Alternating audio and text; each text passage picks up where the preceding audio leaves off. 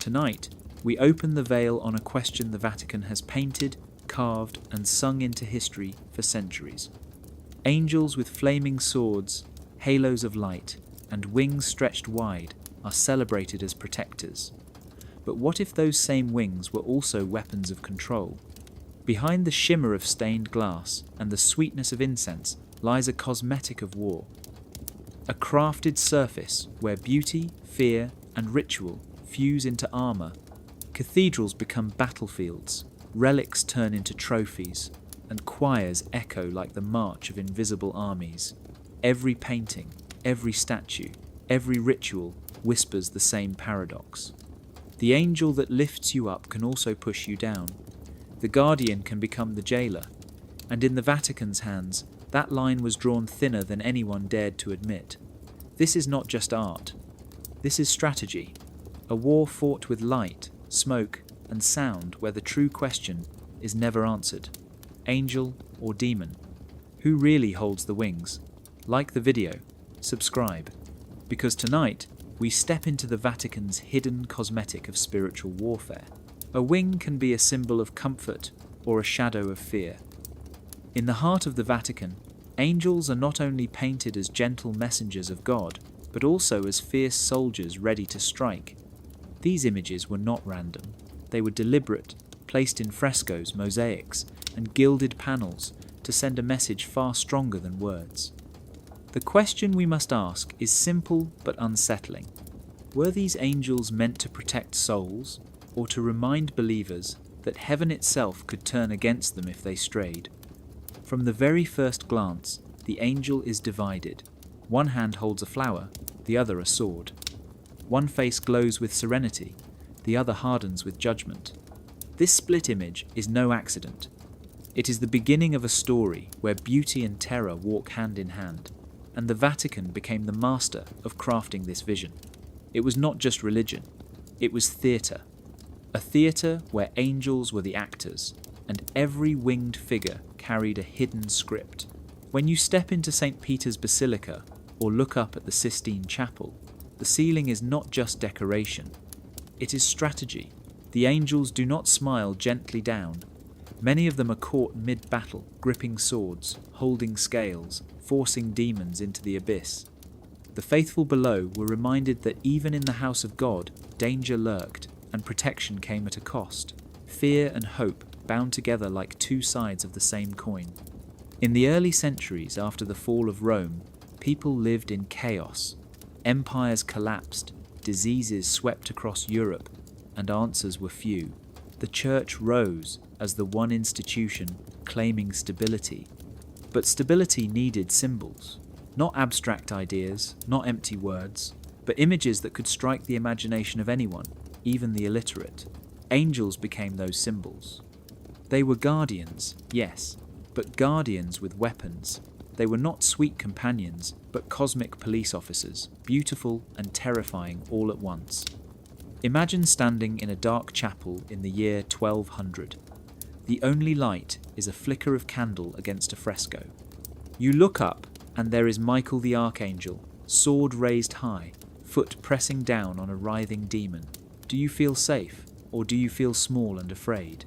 That was the point. Safety in the church's arms, but also fear of ever leaving it. This is the cosmetic of spiritual war. Not cosmetic like makeup, but as a surface crafted with intention. The Vatican used paint, stone, and ritual to cloak raw power in shining light. Angels were polished into perfection, but behind the shine was a constant reminder of judgment. The wings that could lift you to paradise could just as easily sweep you into the fire. The split wing is more than an image, it is a warning. It tells us that heaven itself was drafted into battle. The Vatican's angels became soldiers in a war that never ended, a war not only against demons but against doubt, rebellion, and even curiosity. And that war is still carved into the walls, sung in chants, and hidden in relics. The question remains, when you look at those wings, are you seeing a savior or a soldier? Angel or demon? The truth may depend not on what they are, but on who controls the story. Cosmetic is a word most people connect with beauty. It means to cover, to decorate, to make something appear brighter than it truly is. In the Vatican, cosmetic takes on a far more serious meaning. It is not lipstick or powder, it is the surface of power itself. A crafted mask designed to turn the violence of spiritual war into something radiant, untouchable, and holy. Step into a cathedral, and you see this cosmetic at work. The golden ceilings, the marble floors, the shimmering relics encased in glass are more than decoration. They are armor. Not armor of steel, but armor of image. A shield of beauty that hides the iron reality beneath. For centuries, Europe was told that the battle between angels and demons was invisible yet constant. The Church needed a way to make that invisible war visible. The answer was art, relic, and ritual. Beauty was not just beauty, it was a weapon. In the 13th century, when pilgrims entered St. John Lateran or Santa Maria Maggiore, they were met with mosaics glowing like sunlight frozen in stone.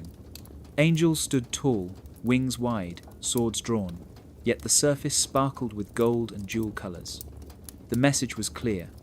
The war of the heavens was already decided, and the Church held the winning side. Yet beneath that glittering skin lay fear.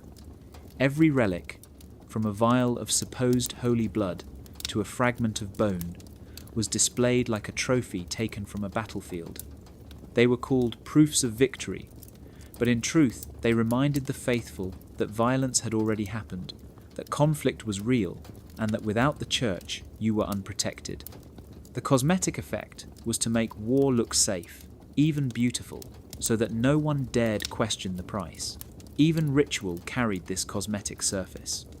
When incense filled the air, when bells rang and Latin words echoed, the sounds and scents were not just tradition, they were choreography. They wrapped conflict in beauty. The smoke hid the harsh truth that the ritual was meant to drive out demons, to cast out invisible enemies. It looked gentle, it felt holy, but it was war dressed in fragrance. By the time the Renaissance came, this cosmetic of war had reached its peak. Michelangelo painted angels with muscles of soldiers, yet surrounded them with light and grace. Raphael filled walls with soft colours that concealed a strict order of hierarchy. The Vatican had perfected the art of making domination look like devotion. To the believer, the cosmetic did its work. It calmed fear, softened violence, and made obedience feel safe. But step back, and you begin to see the mask crack. The beauty was not neutral. It was a carefully painted armour that hid the sharp edge of control. The cosmetic of war was never about vanity. It was about survival of an institution that could not rule with swords alone. It needed wings, halos, gold, and ritual to win the war of the mind. And once you recognize the mask, you cannot unsee it. The question is not whether angels fought demons, but whether beauty itself was weaponized to keep the faithful under watch. There was a time when angels were imagined as soft figures, gentle messengers who whispered words of comfort and hope. In the earliest centuries of Christianity, they were painted as guides bringing peace, not as warriors bringing fear. But something shifted after late antiquity. By the time Rome collapsed in the 5th century and the world stumbled into centuries of uncertainty, angels were no longer smiling companions. They learned to scowl. They became fierce, armoured, and frightening. This change did not happen by chance. It was a calculated response to a world falling apart. When empires crumbled, when disease swept across cities, when people looked for answers, the Church needed symbols of control and protection. Angels became those symbols. Their faces hardened, their hands clenched weapons, and their wings spread not in welcome but in warning. The art of the 4th and 5th centuries still shows angels carrying scrolls, messages of peace, and guiding souls. But by the 7th century, they are different. They hold swords, spears, and scales of judgment. They tower over human figures. They do not comfort, they command. This transformation was the beginning of the feared angel, a figure who could terrify the faithful into obedience as much as inspire them. In mosaics across Ravenna, in manuscripts copied in monasteries, angels scowled down at demons being crushed beneath their feet. But demons were not the only ones meant to feel small. Ordinary believers, looking up at these images, would have seen a warning. Heaven could be harsh. Heaven was not just mercy. Heaven had teeth. The most striking example of this new angel was Michael, once a messenger, now a general. His face was carved with grim authority, his hand gripping a sword that never lowered. He became the commander of heaven's armies, the one who threw Lucifer out of the skies, the one who weighed souls on the scale of justice. And with his rise came a new visual language. Angels were not sweet. They were enforcers. By the medieval period, this shift was everywhere. In stained glass, angels were shown towering above humans, with wings that looked like blades. In manuscripts, their eyes were fierce and unblinking. Even in sculpture, they leaned forward with expressions that seemed ready to strike. This scowling angel became a weapon of psychology. People were taught that angels saw everything, judged everything, and could punish just as easily as they could protect. To live under their watchful gaze was to live under constant reminder of heaven's power. Fear and reverence became two sides of the same coin. And once the image of the scowling angel took root, it never left. Even in the Renaissance, when art softened with light and grace, the angels still carried swords, still cast shadows of judgment. Heaven had learned to scowl, and the Vatican made sure that scowl was etched into the imagination of every believer. The angel was no longer only a messenger, it was a warning, a reminder that beauty could hide fury, and that even paradise had soldiers at its gates. Walk through the halls of the Vatican, and you will quickly see that angels are everywhere. They do not whisper softly from corners, or stand politely in the background. They dominate the walls, ceilings, and altars, commanding attention with wings that stretch wider than doorways and expressions carved in judgment. The Vatican is not just a museum, it is a gallery of guardians, each angel placed with intent, each image telling the faithful that heaven is watching, and that disobedience carries a heavy price. One of the most famous examples towers above visitors in the Sistine Chapel. Michelangelo's Last Judgment spreads across the altar wall, a storm of bodies rising and falling. At the centre, Christ raises his hand in power, but it is the angels who carry out the sentence. They blow trumpets that shake the dead from their graves. They swing swords, drive demons away, and drag the damned toward the pit. Their faces are not gentle. They are stern, unyielding, as if sculpted from the very law of heaven itself. This is not decoration. It is theology written in paint. In the Raphael rooms, angels appear again and again, not as delicate cherubs, but as warriors. In the fresco of the Expulsion of Heliodorus, armoured angels strike down intruders in the temple with terrifying force. The message is clear. To violate the sacred space is to invite instant destruction. No words are needed. The art does the teaching. Angels are enforcers, guardians of boundaries, both spiritual and physical. Even in the gallery of maps, where geography sprawls across the walls, small painted angels hold compasses, scrolls, and swords. They remind viewers that the earth itself is mapped and measured under divine order.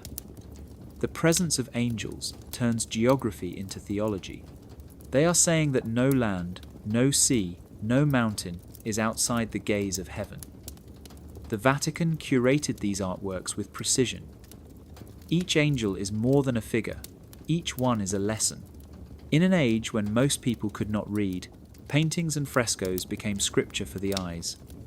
To see an angel casting down demons was to understand that evil would not prevail. To see an angel striking down a man was to know that no human could resist divine law. These guardians were constant reminders that the Church stood between safety and chaos. Relics, too, played their part in this gallery. Beneath altars and within glass cases, bones and fragments were surrounded by angelic carvings and golden wings. They framed the relics as trophies of war, objects won in a battle already fought. To kneel before them was to place oneself under the same protection and the same threat. The Vatican's Gallery of Guardians is not neutral art. It is power displayed as beauty, fear wrapped in gold. Every winged figure was chosen to guide the eye, to command the heart, and to fix the mind on the truth that there was no escaping the gaze of heaven. The angels here are not simply reminders of paradise. They are the guards of the gate. Michael the Archangel is more than a figure in shining armor. In the story crafted by the Vatican, he becomes a kind of program, a system that never stops running. His sword, his scales, and even the words spoken in his name act like lines of code written into the memory of the faithful. He does not only fight demons, he calibrates sin, guilt, and obedience with the precision of a divine machine. When you look at art from the Middle Ages and the Renaissance, Michael is everywhere. He is never painted as soft or unsure. He stands tall, wings stretched wide, sword raised above his head as he drives Satan into the abyss. But just as important are the scales in his other hand. On those scales, tiny human souls are weighed, their fate hanging in the balance. It is not random. It is measured, calculated, determined. Michael is the algorithm of heaven, balancing good against evil, ensuring no detail is overlooked. This image became powerful because it was simple. People did not need to understand law or theology.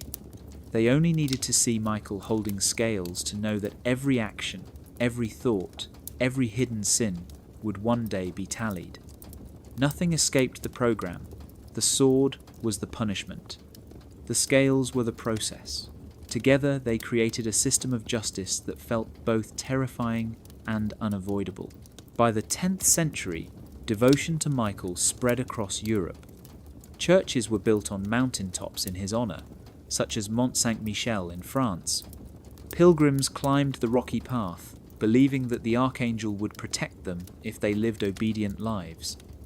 At the same time, sermons preached that Michael would strike down those who defied the church. He was both comfort and threat, protector and executioner. In this way, he became the perfect symbol for order. Rituals began to use his name as a seal.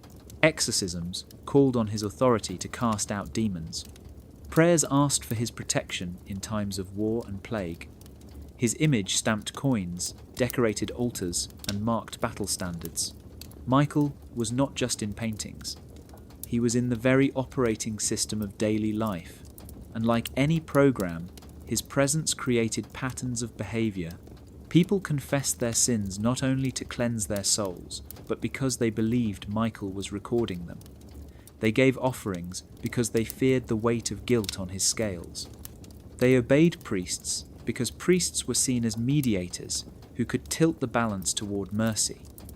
Michael was not only a warrior angel, he was the code that governed the logic of heaven. By the time the Renaissance arrived, artists like Guido Reni painted him with stunning beauty, foot pressing on the devil, face calm but unyielding. The message remained the same: the system cannot be broken. The algorithm cannot be escaped. Michael stands eternal, sword in one hand, scales in the other, programming obedience into the heart of every believer. The angel became a system, and the system became a prison disguised as protection. Wings are beautiful, but in the Vatican's art they are also terrifying. They stretch across ceilings, burst from stone statues, and loom in stained glass windows like shadows of fire. At first glance they look graceful, feathers painted with light, but look closer and you see their true purpose. They are not only decoration, they are signals. Each feather reminds the viewer that these beings are not of this world, that they move faster than thought, that they cannot be escaped. The wings are a promise of flight and a threat of pursuit. Halos, too, are not just pretty circles of gold. They are crowns of authority, blazing rings that separate angels from mortals. In early Christian art, halos were soft, glowing discs, but in later centuries, they became sharp and radiant, almost like suns fixed above heads. To kneel beneath such a halo was to be blinded by its brilliance, a reminder that divine beings carried light that humans could never possess. The halo was discipline for the eyes. Look at it too long, and you feel small, unworthy, dependent. The flaming sword appears again and again in the hands of angels. It is fire frozen into shape, painted in bright reds and golds, a weapon meant to terrify. In Genesis, it guards the gates of Eden, and in Vatican art, it guards the gates of heaven. To see a flaming sword is to know that paradise is off limits without permission. It dazzles with colour, but burns with threat. It says beauty is not free. Access to light comes only through obedience. The strangest symbol of all is the wheel covered in eyes, the vision of Ezekiel carried into medieval manuscripts and mosaics. These wheels, called ophanim, are both mesmerizing and unsettling. They spin endlessly, each eye unblinking, each gaze impossible to hide from. To encounter them is to feel watched from every direction at once. It is awe and fear fused together. The eyes tell the faithful that heaven misses nothing. Secrets are illusions. Discipline is not enforced by human guards, but by an all-seeing host. All these symbols together create what could be called the lovely terror of wings. The Vatican filled its chapels with them not to comfort but to mesmerize, to hold the mind in tension between wonder and dread. A child staring at a stained glass window would be struck by the beauty of the colours, but the longer they stared, the more they would notice the sword, the eyes, the severe expressions. The lesson was clear. God is near, but God is also watching. The angels were not companions but enforcers wrapped in light. This blend of beauty and terror was powerful because it trained the imagination. People grew up equating light with discipline, wings with judgment, halos with distance, and fire with obedience. The Vatican did not need to threaten openly. The art itself whispered the warning. The wings were lovely, but their shadow was heavy.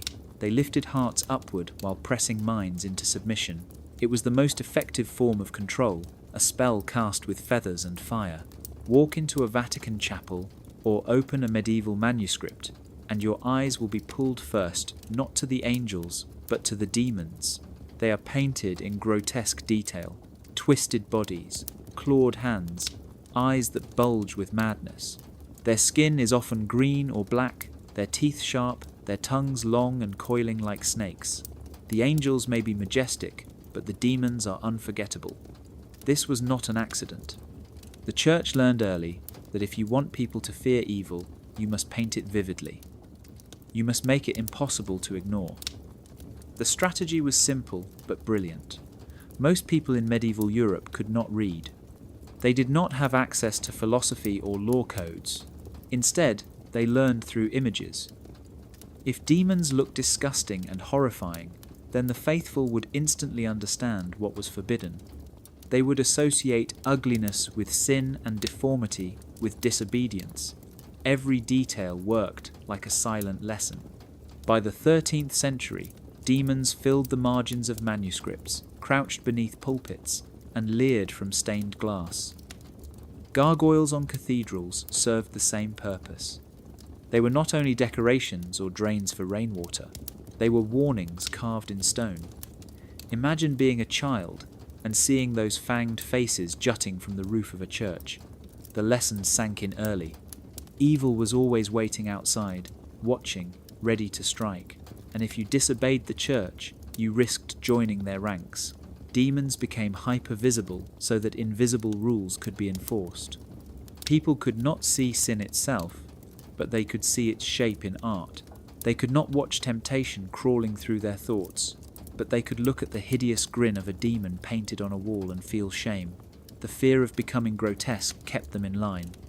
Even in great works of art, like Michelangelo's Last Judgment, the damned are twisted into monstrous shapes as they are dragged to hell.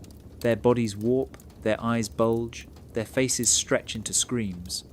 The angels are calm and beautiful, but the demons and the punished dominate the lower half of the painting. When worshippers looked up, it was not only heaven that they saw, it was the pit, alive with terror. This was the true power of painting the enemy first. By making evil so obvious, the church did not have to explain every rule. The faithful filled in the gaps themselves. They began to censor their own thoughts, fearing that even a slip could turn them into one of those grotesque figures. The demons on the wall became mirrors for their own guilt. The Vatican perfected this visual strategy across centuries. Evil was never vague. It was painted with claws, horns, and burning eyes. The more terrifying it looked, the more convincing the warning.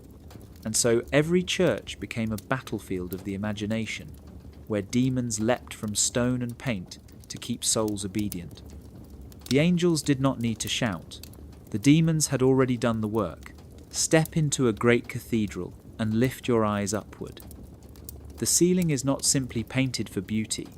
It is a battlefield, stretched across plaster and stone, a war that does not end but surrounds every visitor.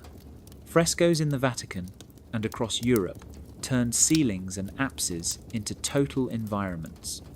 They were immersive propaganda, designed so that anyone who entered would feel trapped inside the clash between angels and demons, heaven and hell. The effect was overwhelming. Imagine the year 1500. You walk into the Sistine Chapel, the air heavy with incense and the echo of chanting. You glance up, and the world above you explodes into colour. Michelangelo's ceiling unfolds a cosmic drama: prophets, sibyls, angels, and the hand of God itself. By the time he finished the Last Judgment on the altar wall, the entire chapel had become a war zone of souls. Heaven stretches upward, hell yawns below, and the faithful in the middle stand suspended between salvation and damnation. This was no passive art. It was an environment designed to trap the senses. The ceiling became the sky, the apse became the horizon, and the walls became the very edge of eternity. Worshippers were not just observers, they were participants, standing on the battlefield itself. The Vatican understood that the more total the illusion, the stronger the message. In fresco after fresco, angels dive with swords, while demons claw upward from fire. Trumpets blast from painted lips, banners ripple across plaster skies, and scales of justice tilt above the heads of worshippers. Every glance, every angle reminded viewers that they were under siege. Even when the liturgy ended, the war on the ceiling continued, silent but pressing, shaping the imagination. The apses of basilicas worked the same way. Behind the altar, mosaics glittered with heavenly armies, Christ enthroned, and angels in endless ranks. To kneel at Mass was to kneel beneath an army of watchers. The believer was positioned physically in the middle of this war, altar at the front, heaven above, and the threat of damnation below. The architecture itself became part of the propaganda. Domes echoed with sound, turning chants into thunder. Light poured through windows at precise angles, illuminating angelic figures while leaving demons in shadow. Children grew up under these ceilings, learning that life was a constant choice between light and darkness. Adults confessed sins with the weight of painted eyes pressing down. The frescoed battlefield became a teacher, a judge, and a warning all at once. The genius of this strategy was its subtlety. No soldier patrolled the aisles, no blade was needed. The art itself was the weapon, surrounding believers with the eternal war until they carried it inside their own minds. And once you learn to see the ceiling as a battlefield, you never look at the sky the same way again. In the dim light of a chapel, behind glass or sealed in golden boxes, lie objects that the Vatican has guarded for centuries. They are fragments of bone, locks of hair, dried drops of blood. To the faithful, they are not just remains. They are relics that still bleed. Each one is presented as proof that the war between angels and demons is not only spiritual but physical, leaving behind trophies from the battlefield of heaven and earth. Relics carried enormous weight because they were said to bridge the gap between the invisible and the visible. A tooth from a martyr was not simply a piece of bone. It was evidence that evil had struck and that faith had conquered. A drop of blood preserved in crystal was more than a stain. It was a reminder that the war was ongoing and that victory was possible only under the Church's protection. These relics were not hidden away. They were placed on altars, carried in processions, kissed by crowds. Each display was a theatre of power. The faithful were told that relics radiated grace, that to touch them was to touch victory itself. But the deeper function was control. Relics anchored the Church's authority in matter, in objects that could be seen and touched, objects that could not easily be denied. In the medieval period, entire cities competed for relics. Possessing the arm of a saint or the shroud of a martyr meant pilgrims would come, offerings would flow, and the city's place in the spiritual war would be secured. The Vatican stood at the centre of this economy of the sacred. Its treasury of relics became the largest collection of battlefield trophies in the world. Behind jewelled cases were bones said to belong to Peter, Paul, and countless martyrs whose blood was framed as the price of victory. To kneel before them was to stand at the site of a heavenly triumph. The message was clear. If demons fought to destroy, relics proved that heaven always won. Some relics even carried the legend of bleeding long after death. Stories spread of bones that dripped blood on feast days, or crucifixes that wept red tears when danger threatened. Whether miracle or myth, these tales reinforced the same lesson.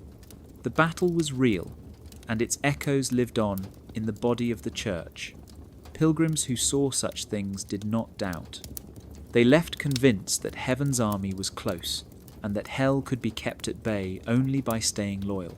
Yet behind the beauty of reliquaries and the solemn rituals around them lies a darker truth. These trophies were also weapons of psychology. They turned suffering into currency, death into spectacle, and faith into submission. The Church did not only preach of angels. It held bones, blood, and hair as if they were medals of war. To question them was to question victory itself. And so the relics that still bleed remain locked in glass and gold, silent reminders that even the smallest fragment can bind millions in awe and fear. Light is one of the most powerful forces in nature, yet in the Vatican's hands it became more than illumination, it became control. Through stained glass windows, light was filtered, shaped, and coloured until it carried meaning far beyond its natural glow. Glass, gold, and gaze were fused together to stage angelic victory and to train the eye of every believer towards sanctioned wonder. Step inside a cathedral during the 13th century, and you would not see plain daylight. Instead, the sun was shattered into fragments of blue, red, and gold pouring through windows taller than houses. Figures of angels stood frozen in glass, swords raised, halos blazing. Demons crouched beneath them, in distorted shapes, dark and twisted. The light itself seemed to declare the triumph of heaven. For the faithful, it was impossible to look at the world without first passing through this filter. Vision itself was disciplined. What you saw was what the Church wanted you to see. Gold amplified the effect. Many stained glass pieces were framed with golden edges, and when sunlight struck them, the images seemed alive, almost breathing. The shimmer of gold turned windows into portals, a stage where the eternal war between light and darkness was replayed every morning and every evening. Angels were not only painted, they were enacted in beams of light. The faithful learned that divine power was not only distant, but present in the very air that touched their skin. Gaze became the final piece of this system. In these cathedrals, you could not escape looking upward. The design of the architecture forced the eyes to rise toward the windows, toward the heavens. Children raised their heads and saw Michael pressing demons underfoot. Farmers who had never read a book saw the Virgin crowned by angels. Even the illiterate learned to see the story of victory and defeat. Light carried doctrine into their bones. without a single word being spoken. The psychological effect was immense. To kneel under coloured light was to kneel inside a story where the church always stood on the side of the victorious angels. Even shadows had meaning. As the sun moved, different images lit up while others dimmed. The passing of time was scripted by the glow, reminding the faithful that the rhythm of day and night was bound to sacred truth. No moment was neutral. Every hour carried a lesson. By the Renaissance, stained glass reached new levels of complexity. Artists used perspective and shading to make angels almost leap from the windows. The more realistic the figures became, the more convincing the illusion of their presence. Worshippers did not simply watch, they felt watched in return. The angels' eyes followed them, teaching that heaven's gaze was constant. Glass, gold, and gaze created an environment where wonder was never free. It was directed, filtered, and sanctified. The believer could marvel only within the boundaries drawn by coloured panes. The Vatican understood this power well. When you can control the light, you can control how people see. And when you control their vision, you begin to shape their very sense of reality. When the faithful gather in a cathedral, the space is not silent. It is alive with sound, movement, and scent. Every element is carefully arranged, every step rehearsed, every gesture loaded with meaning. The liturgy is more than worship. It is choreography. A sacred drama where the sword and the censer meet, where angelic order is staged against demonic chaos, and the people are drawn into the performance whether they realize it or not. The censer swings first, a chain rattling softly as the priest moves through the aisles. Clouds of incense rise and curl toward the ceiling, thick enough to blur vision and sting the eyes. To a child, it may seem like smoke, but to the imagination, it is a weapon. This was no ordinary fragrance. In the language of ritual, it was fire transformed into mist, a shield against unseen enemies.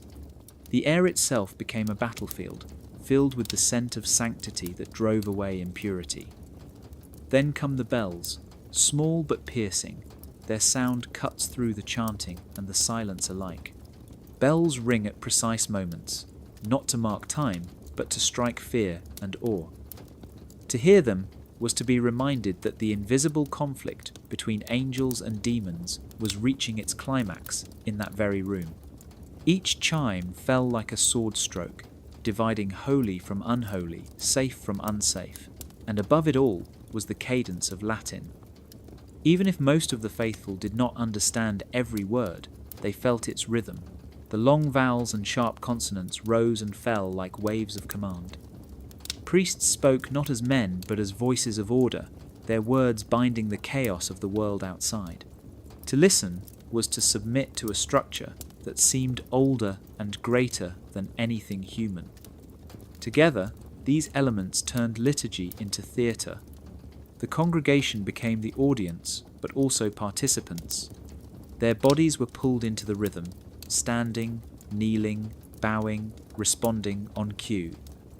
Every action mirrored the larger war, a way of showing that order must always conquer chaos.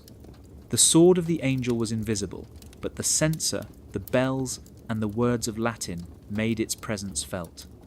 In medieval Europe, when demons were blamed for plagues, storms, and madness, this ritual mattered deeply. People believed that without it, the walls between heaven and hell would collapse. The Vatican understood this fear and shaped it into ceremony.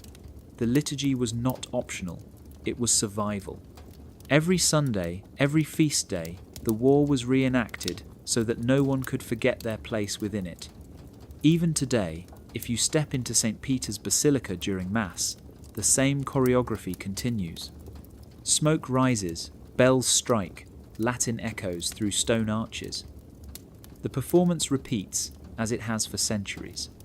The choreography reminds all who witness it that order is fragile, chaos is always near, and only through ritual can the balance be maintained. The sword and the censer are never seen together, yet in the mind of the faithful they are inseparable. One cuts, the other purifies, and together they perform the endless war. The idea that demons could enter a person's body and twist their voice, their mind, and their soul terrified medieval Europe. Possession was described as an invisible insurgency, a secret invasion of the human heart. The Vatican's answer to this fear was the exorcism rite, a script so precise that it read like a manual of war. Every word, every gesture, every relic was part of a weaponized performance designed to restore order and prove that the Church alone could drive out the enemy. The ritual began with words. Latin phrases were not spoken casually but shouted, whispered, and repeated with rhythm that struck like blows. Priests did not speak in their own name. They invoked God, Christ, Mary, and above all the archangels, especially Michael. The language was sharp and commanding, a verbal sword that cut into the silence, forcing the demon to retreat. Even if the possessed person screamed or convulsed, the words kept falling, relentless, grinding down the resistance. Next came gesture. The sign of the cross was drawn again and again, over the body of the afflicted, over the doorway, over the relics placed nearby. Holy water was sprinkled like sparks of fire, burning in the imagination of all who watched. The gestures were not random. They were part of a choreography of dominance, mapping the body and the space as territory to be reclaimed from chaos. Each sign marked a boundary, a declaration that the demon had no right to remain. Relics carried the weight of victory. A fragment of the true cross, a bone of a saint, or a garment touched by a martyr was placed near the afflicted. These were battlefield trophies, reminders of past triumphs. To believe that demons fled before relics was to believe that the Church carried the weapons of heaven in its hands. The afflicted person became a stage on which these objects demonstrated their power.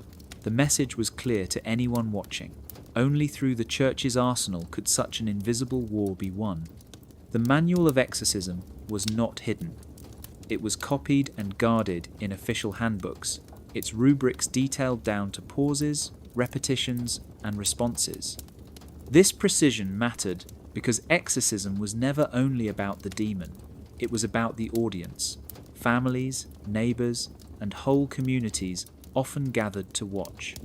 What they witnessed was theatre, a performance where chaos screamed and order always won. The ritual reinforced that demons were real, that possession was possible, but that salvation came only through the authority of the Vatican. Even today, the exorcist's manual exists, revised but recognizable. Priests are trained in its methods, taught to wield word, gesture, and relic as weapons of faith. Whether possession is psychological or supernatural, the power of the ritual lies in its ability to convince.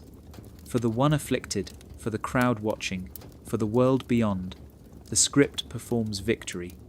The invisible insurgency is defeated not by chance but by ceremony, and the Church stands as the general commanding the war. In the end, the exorcism is less about the demon leaving and more about the faithful staying.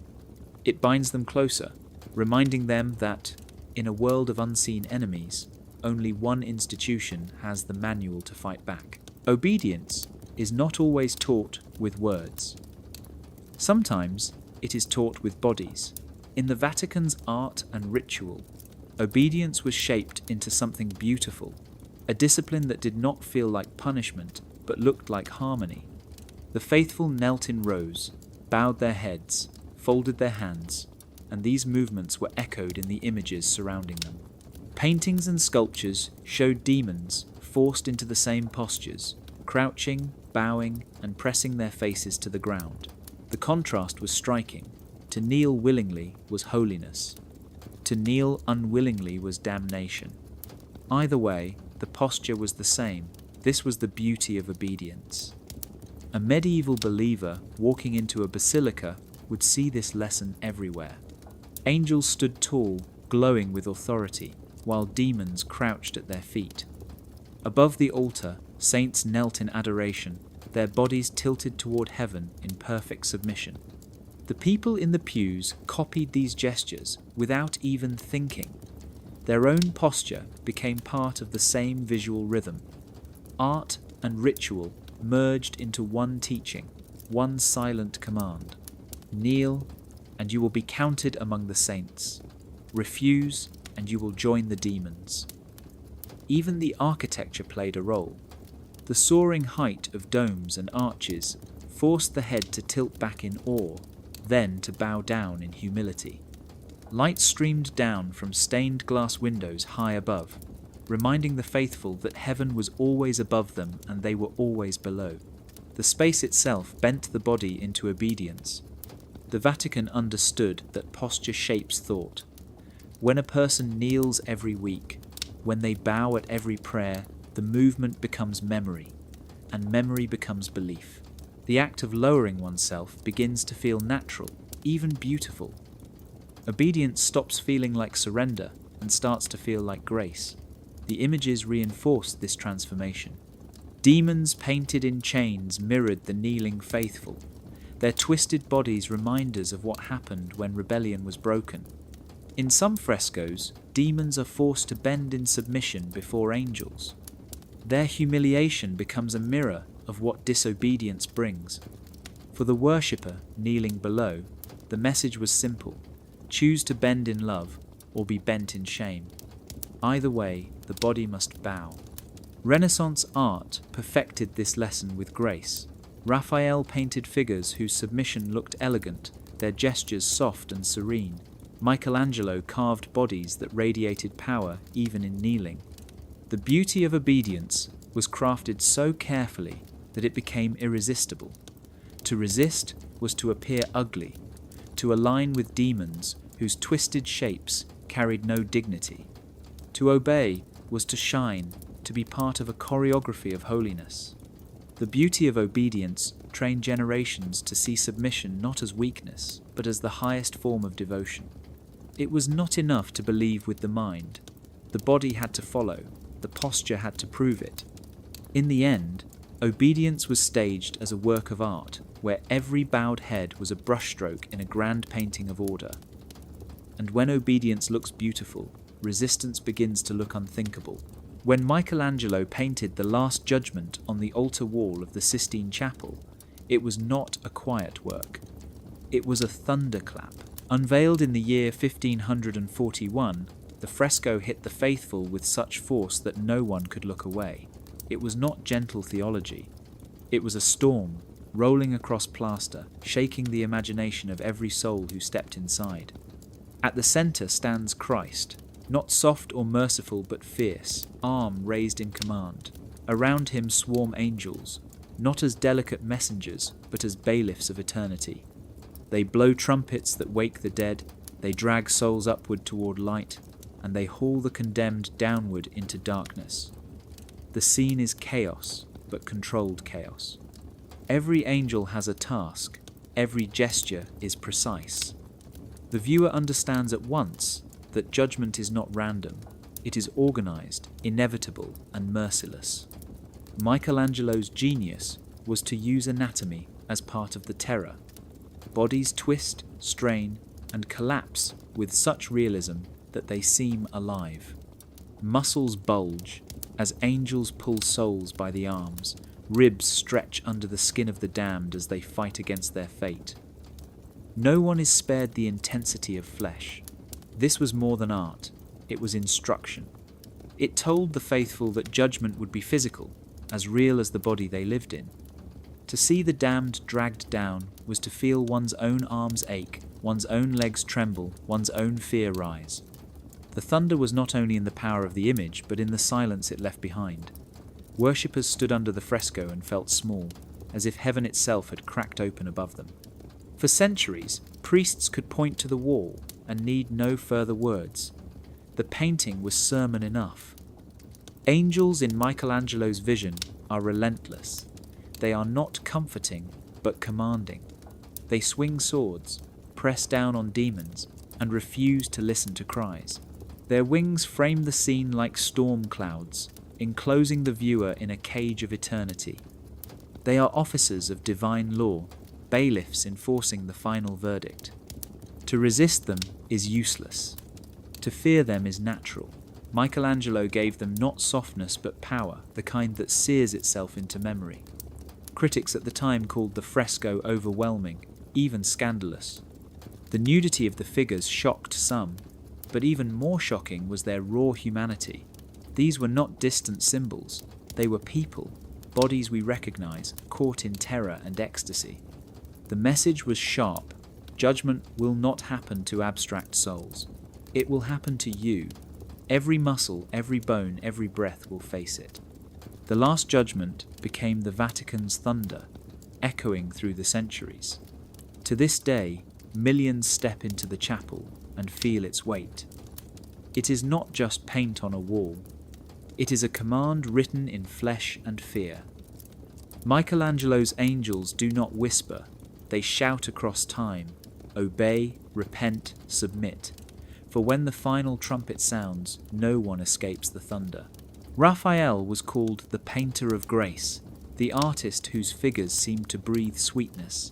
His Madonnas radiated warmth, his angels floated with softness, and his colours glowed like velvet. But behind that beauty was the same war Michelangelo thundered about. Raphael fought it differently. His was not a storm but a veil. A velvet war where hierarchy and obedience were disguised beneath gentle faces and balanced compositions. In the papal apartments now called the Raphael rooms, this strategy is clear. At first glance, the frescoes soothe the eye.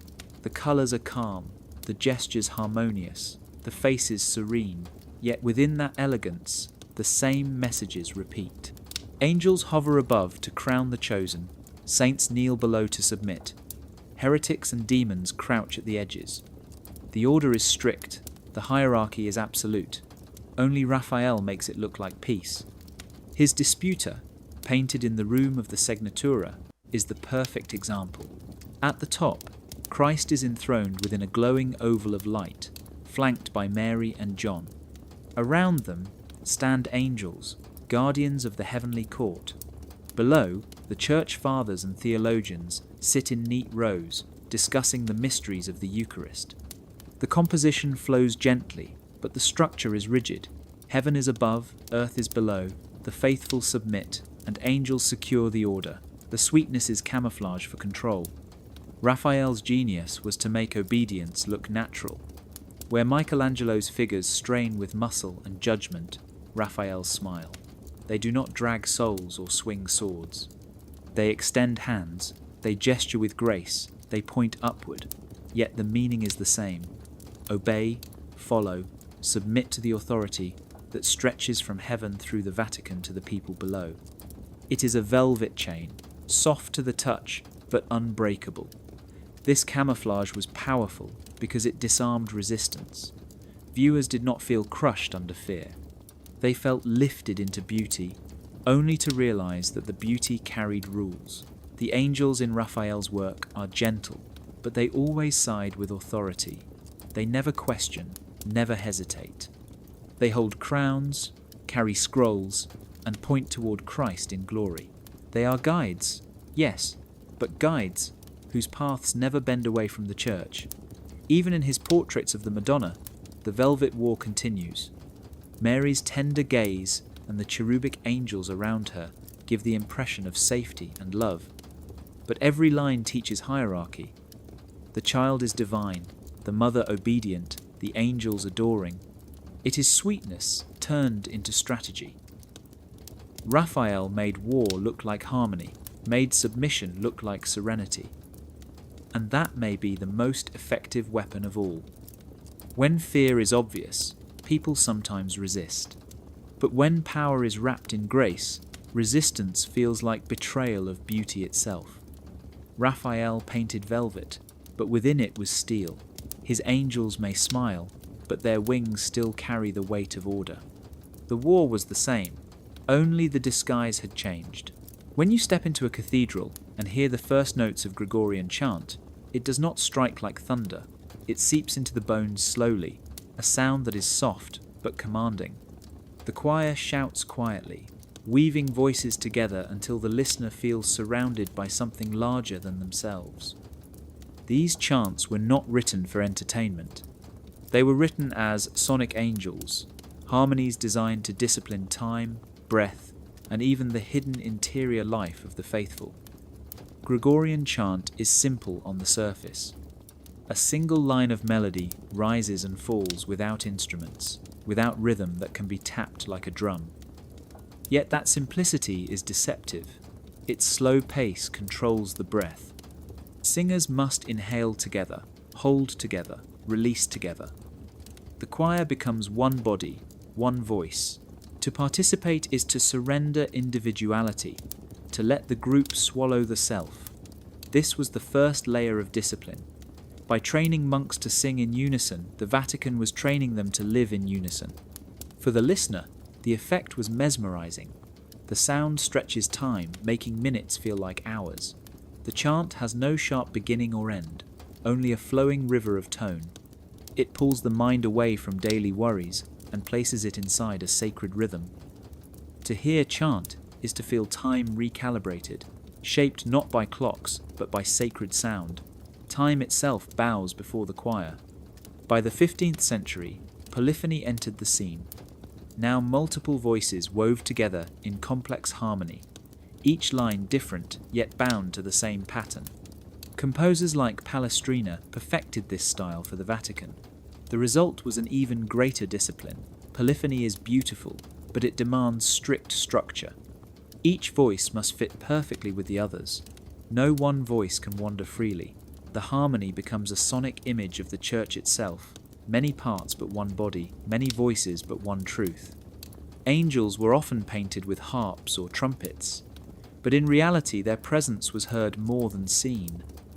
The choir became their stand-in, an earthly echo of heavenly order. To the faithful sitting in the pews, the sound was not passive. It pressed into the heart, smoothing rough thoughts, reminding the listener that obedience was not only physical but mental. Even the interior life had to be disciplined, aligned with the harmony of heaven. The Vatican understood this deeply. Music was not decoration. It was a tool as sharp as a sword, but hidden in sweetness. A chant could move an army of monks to march in step. A polyphonic mass could convince a congregation that they were part of a divine machine. The choir shouted quietly, but the command was clear. Breathe together, think together, believe together. Centuries later, the echo of those voices still haunts stone walls. Their power was not in volume, but in control. The choir did not need to shout. It had already taught generations that true power can whisper and still be obeyed. In every age, people have carried weapons for protection, but the Vatican crafted an arsenal unlike any other. It was not made of iron or steel, but of cloth, beads, and water. Scapulars, medals, rosaries, and holy water became invisible weapons, portable defences against an unseen enemy. They were small enough to fit in a pocket or hang around the neck, yet powerful enough to shape daily life. Fear of demons, sin, and sudden death was constant in medieval Europe, and these objects turned that fear into ritual. The scapula looked simple, two small pieces of cloth connected by string and worn over the shoulders. But the faithful were told it was more than cloth. It was a shield, a sign that the wearer was under the protection of the Virgin Mary or a particular saint. To put it on each morning was to step into invisible armour, a silent prayer stitched into fabric. The medal worked the same way. Cast in metal and stamped with images of angels or saints, it served as a badge of loyalty. Soldiers wore them in battle, mothers gave them to children, popes blessed them in ceremonies. The medal was believed to repel evil, but it also worked as a constant reminder that the wearer belonged to the church. Carrying it was not only protection. It was submission to authority, a mark that said your soul was enlisted in heaven's army. The rosary became one of the most powerful of these weapons. A string of beads might seem harmless, but in the Vatican strategy it was a sword of repetition. Each bead marked a prayer, and the chain pulled believers into rhythm. Our Father, Hail Mary, Glory be, over and over again. The rosary turned fear into action, transforming anxious thoughts into a pattern of words that reinforced obedience. To pray the rosary daily was to march in step with an army of voices around the world. Even holy water carried this weight. Sprinkled across doorways, fields, and even livestock, it was seen as a liquid barrier against evil. A small vial at home meant the war could be fought anywhere, not just inside a church. To touch it, to taste it, to cross oneself with it, was to feel heaven's power on the skin. What tied all these objects together was the way they transformed the unseen into the tangible. The faithful could not see demons or the battle raging between angels and chaos, but with these weapons they felt prepared. The objects calmed fear by giving it shape, by making it possible to act. At the same time, they tightened the bond to the church. Every scapular worn, every rosary prayed, every medal blessed reminded people where safety could be found. The arsenal was portable, but also political. The church armed its followers with tools that were both symbols of faith and instruments of control. Each item whispered the same truth. The war is everywhere, and without these weapons you are defenseless. It was a catalogue of invisible weapons carried in pockets and around necks, powerful not because of what they were, but because of what they made people believe. In the Middle Ages, a book was never just a book. Each page was a battlefield. Illuminated manuscripts, copied carefully by monks in candlelit scriptoria, were covered with gold letters, holy images, and prayers. But look closer at the margins, and you find something strange. Tiny demons lurk in the corners, twisted creatures peering between the lines, clawing at the sacred text. They grin, they scowl, they stretch long tongues across the page. This was no accident. These miniature devils were warnings, reminders that even the act of reading was a struggle against evil. To open a manuscript was to step into a fortified practice. The text was the fortress. The demons in the margins were the attackers. Every reader knew the message. Reading was holy, but reading was also dangerous. The word of God was under siege, and to follow the text was to join the battle. Monks who copied these books spent years at the task. They believed the demons they painted in the margins were not decoration, but spiritual reality. Each letter was an arrow fired against darkness. Each miniature devil reminded them not to relax, not to let pride or fatigue creep in. The war did not pause for the copyist. It lived on the page. For the faithful who later saw these manuscripts, the effect was the same. Reading became a ritual of discipline. Eyes had to stay on the words, guarded against the distractions that the demons represented. To wander from the text was to fall into temptation. To stay fixed on it was to remain safe within the walls of meaning. Even the colours carried weight. Gold and blue framed the words of Scripture, while demons were painted in sickly greens and reds. The contrast made it clear. Light and shadow battled for every inch of the page. The illuminated text was not just beautiful, it was armour. Some manuscripts went further, showing angels above the demons, pressing them down or driving them away with spears. These images turned reading into a miniature exorcism. Each glance at the page a reminder that heaven fought for the soul of the reader. The very act of turning the pages was an act of resistance. In a world where most people could not read, those who could were told that their literacy was not a privilege, but a responsibility. They carried the war in their hands. The Vatican reinforced this idea by guarding manuscripts as treasures, storing them in monasteries, and restricting access. To read was not casual, it was to step onto sacred ground under siege. Even centuries later, when printing spread books across Europe, the memory of these fortified manuscripts lingered. The idea that demons could stalk the text made every book feel alive, every line a contested space. The devil's contract in miniature was written not in words but in images. It whispered to every reader that knowledge itself was never neutral. To read was to fight, and to fight was to submit to the authority that declared which side would win. In the year 1559, the Vatican released a list that would shape thought for centuries. It was called the Index of Forbidden Books. On the surface, it was presented as a guardian, an angel of protection shielding the faithful from corruption. But beneath that soft image, it was a weapon, a sword drawn against dangerous ideas. The index declared that not all knowledge was safe. Certain books were branded poison, their words seen as arrows fired by demons. To read them was to risk infection of the soul. The Church cast itself as the protector, stepping in like an angel standing at the gate. The metaphor was clear. Just as Michael guarded heaven with a flaming sword, the index guarded minds with the flame of censorship. To question it was to appear reckless, willing to throw oneself into the claws of evil. The strategy was effective. When Galileo's works on astronomy challenged the idea that Earth was the center of the universe, they were placed on the index. The ban was not framed as punishment but as protection. The Church insisted it was guarding the faithful from confusion and heresy. Dangerous ideas were painted as shadows, and censorship became light. The angel of the index was not gentle, though. Behind the image of protection was control.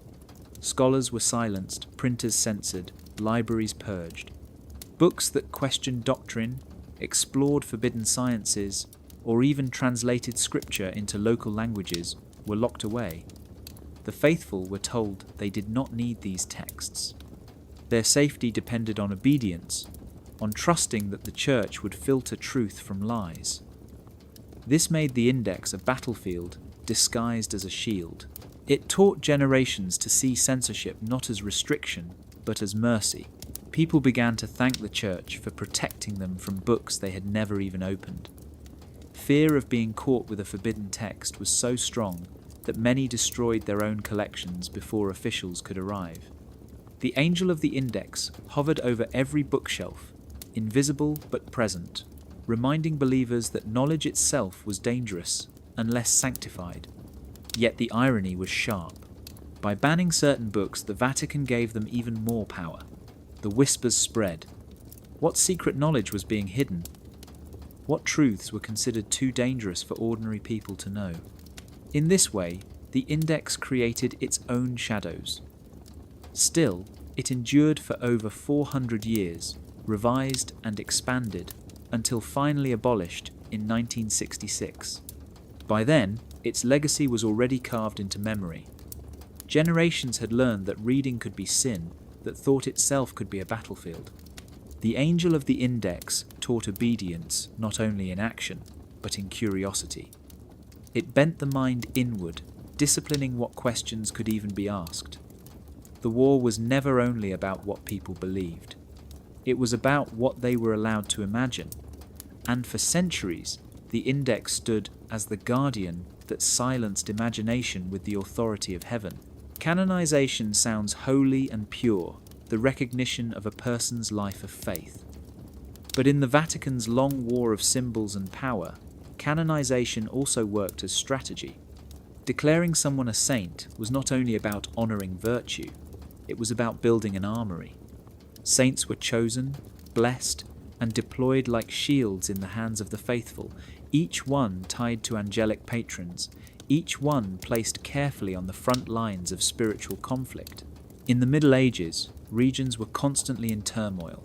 Plagues, invasions, heresies, and fears of demonic attack haunted everyday life. People needed protectors they could see and touch. The Vatican responded by lifting certain figures into sainthood. These saints were linked with angels, given the role of heavenly allies who would guard towns, armies, and entire nations.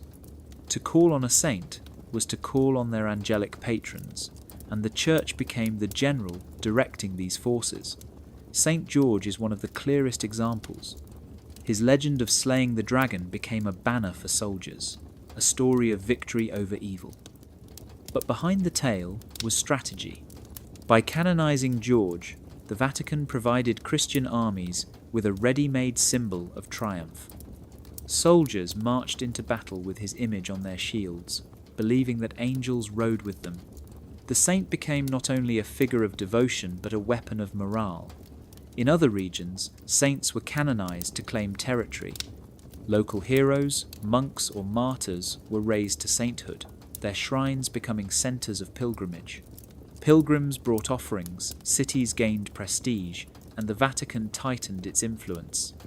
Each saint acted as a spiritual shield, drawing people into the orbit of the Church. The angelic connection made the effect even stronger. Saints were not presented as isolated figures. They were framed as soldiers in the heavenly army, their prayers reinforced by angels who stood ready with swords and wings. In this way, every canonization became part of the larger war. The faithful believed they were not alone, that each region had its saintly protector backed by heaven itself. But canonization also disciplined obedience. The Vatican decided who could be called a saint, whose memory was worth honoring, and whose story would be erased. This control turned sainthood into a weapon of narrative. By choosing one figure over another, the Church shaped history, deciding which battles were remembered as victories and which were forgotten. Even miracles were scrutinized, like evidence in a trial. Only those approved by Vatican authority could be accepted as proof of sainthood.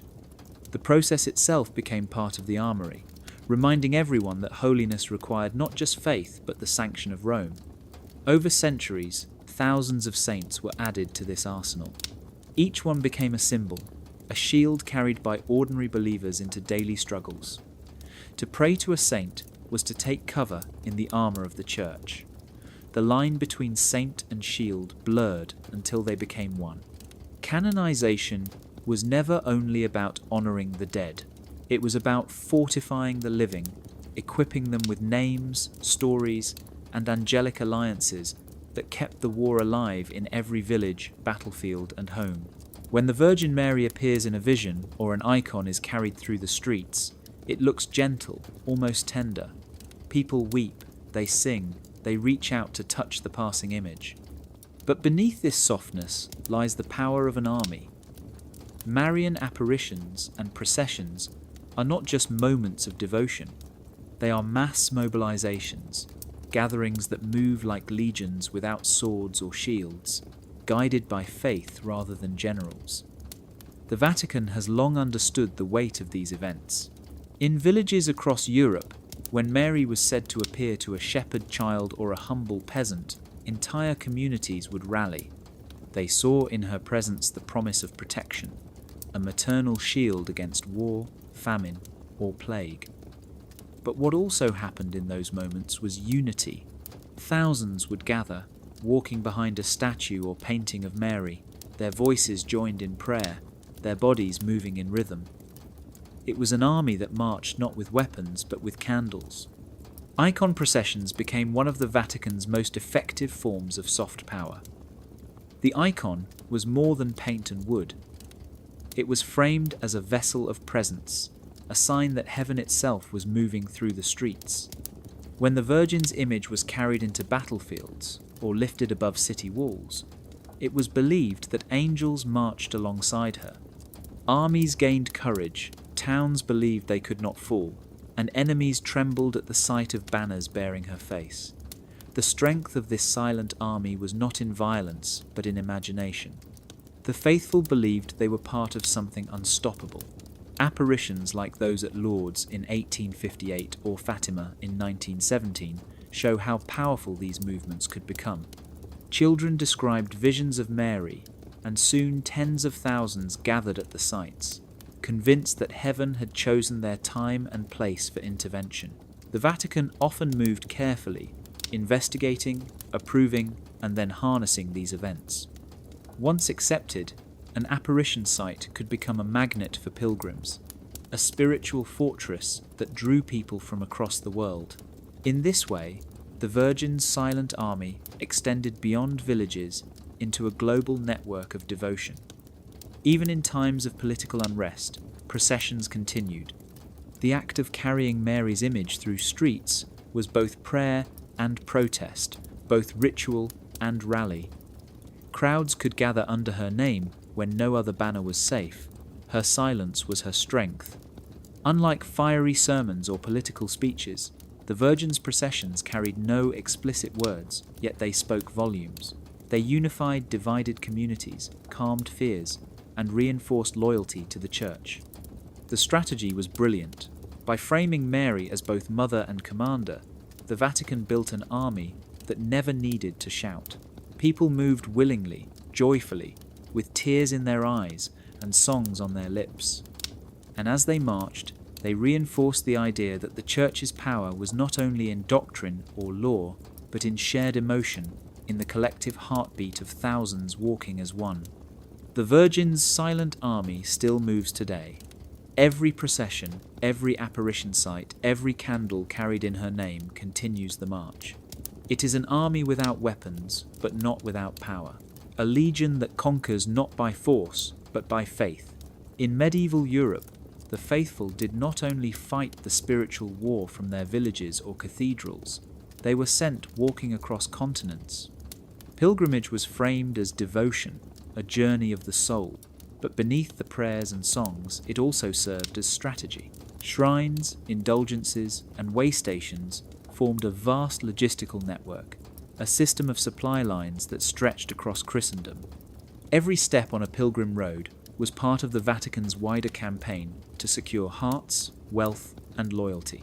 The great routes to Santiago de Compostela in Spain, to Canterbury in England, and to Rome itself became highways of faith. People walked for weeks or months, carrying little more than bread, a cloak, and a prayer, but they were never truly alone. Along the way, the Church had placed shrines, relics, and holy sites like markers in a chain. Each one refreshed devotion, drew offerings, and reinforced the idea that the journey was under heaven's control.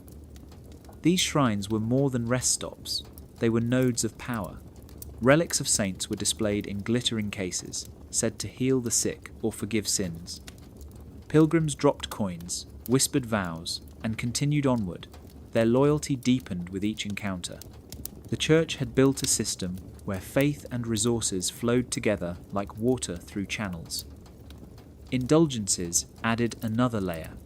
The faithful were promised forgiveness of sins in exchange for completing pilgrimages or making offerings along the way. What looked like a spiritual reward functioned as a toll system, a steady collection of devotion and wealth that kept the supply lines full. By granting indulgences, the Vatican ensured that pilgrimage was not just an option, but an irresistible bargain for salvation. Way stations dotted the routes, often run by monasteries or church-supported brotherhoods. These provided food, beds, and safety for travellers. Pilgrims could rest in barns or chapels, receive blessings, and prepare for the next leg of the journey. Each way station was another point of contact, another reminder that the journey was impossible without the Church's structure. To walk these roads was to walk inside a network woven and maintained by the Vatican. The supply lines worked in both directions. As pilgrims moved, so did stories, art, and culture. Songs sung in one town travelled to another. Tales of miracles spread quickly, turning local shrines into international destinations. The Church encouraged this flow, using it to spread doctrine, reinforce unity, and keep believers connected across borders. Pilgrimage created not only spiritual discipline, but also a sense of belonging to a vast army, moving toward the same goal. To an ordinary believer, the journey might have felt personal, a way to heal grief or seek forgiveness. But in the larger scheme, each pilgrim was a carrier of the Church's campaign. Their feet wore the paths deeper, their offerings filled the coffers, and their faith strengthened the Vatican's hold. The routes themselves became as important as the destinations. They were supply lines of devotion, pumping life into the spiritual empire. By turning roads into sacred arteries, the Vatican ensured that its influence could stretch as far as pilgrims were willing to walk. When the Jesuits emerged in the 16th century, they did not take up swords or spears. Their weapons were classrooms, theatres, and paintings. They understood that to win the spiritual war, the imagination had to be captured first. This strategy became known as the Jesuit optic, a way of guiding minds through carefully crafted spectacles of grace and dread. Angels hovered at the center of their vision, guardians not just of heaven but of thought itself. Education was their first battleground. Jesuit schools spread across Europe and beyond, training generations of boys in grammar, philosophy, and theology. The lessons were strict, the discipline sharp, but every subject was framed with the presence of the divine. Students learned to see themselves as soldiers of Christ, watched over by angels who rewarded obedience and punished rebellion. Even in mathematics or rhetoric, the invisible war was never far away. Knowledge itself was wrapped in angelic imagery, as if every lesson descended from heaven. Theatre was their second weapon. Jesuit schools staged elaborate plays, sometimes lasting hours, filled with costumes, music, and dazzling stagecraft. Angels descended on wires from ceilings, demons rose from trapdoors, and souls were dragged across the stage to face judgment. These performances were more than entertainment. They were rehearsals for eternity, teaching audiences that every choice in life echoed into the afterlife. Grace and dread played side by side. Children laughed at comic characters one moment and trembled at the sight of writhing demons the next. Through theatre, the Jesuits made the invisible visible, imprinting doctrine into memory with spectacle. Mission art extended this optic across continents. As Jesuits traveled to Asia, Africa, and the Americas, they carried not only crucifixes, but canvases and statues. They painted angels with local features, carved saints in native styles, and built churches that blended European design with indigenous motifs. By doing this, they showed that heaven's army was everywhere, that angels guarded not only Rome but every corner of the earth. The art was graceful and inviting, but it carried the same lesson. To step into a Jesuit church was to step into a theatre of order, where angels smiled but demons still lurked in shadow. What tied all these strategies together was control of the gaze.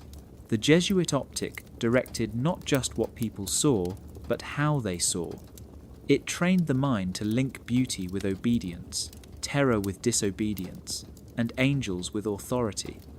Whether in a classroom, a stage play, or a mission chapel, the effect was the same. The viewer's imagination was captured and disciplined. The Jesuits understood that in a world of competing voices, the loudest truth is not always spoken. Sometimes it is staged, painted, or sung until it feels inescapable. Their optic turned education into drill, art into weapon, and theatre into battlefield. And behind every scene stood the angels, their wings spread wide, reminding the faithful that heaven's gaze was fixed on them, shaping not only their actions but their very way of seeing. Step into a great cathedral, and your eyes are pulled instantly to the altar. It is not just a table for bread and wine. It is a command post, the very heart of the church's war room. Every detail of its design, from the marble steps to the bronze candlesticks, maps out hierarchy in stone and metal. What looks like decoration is strategy.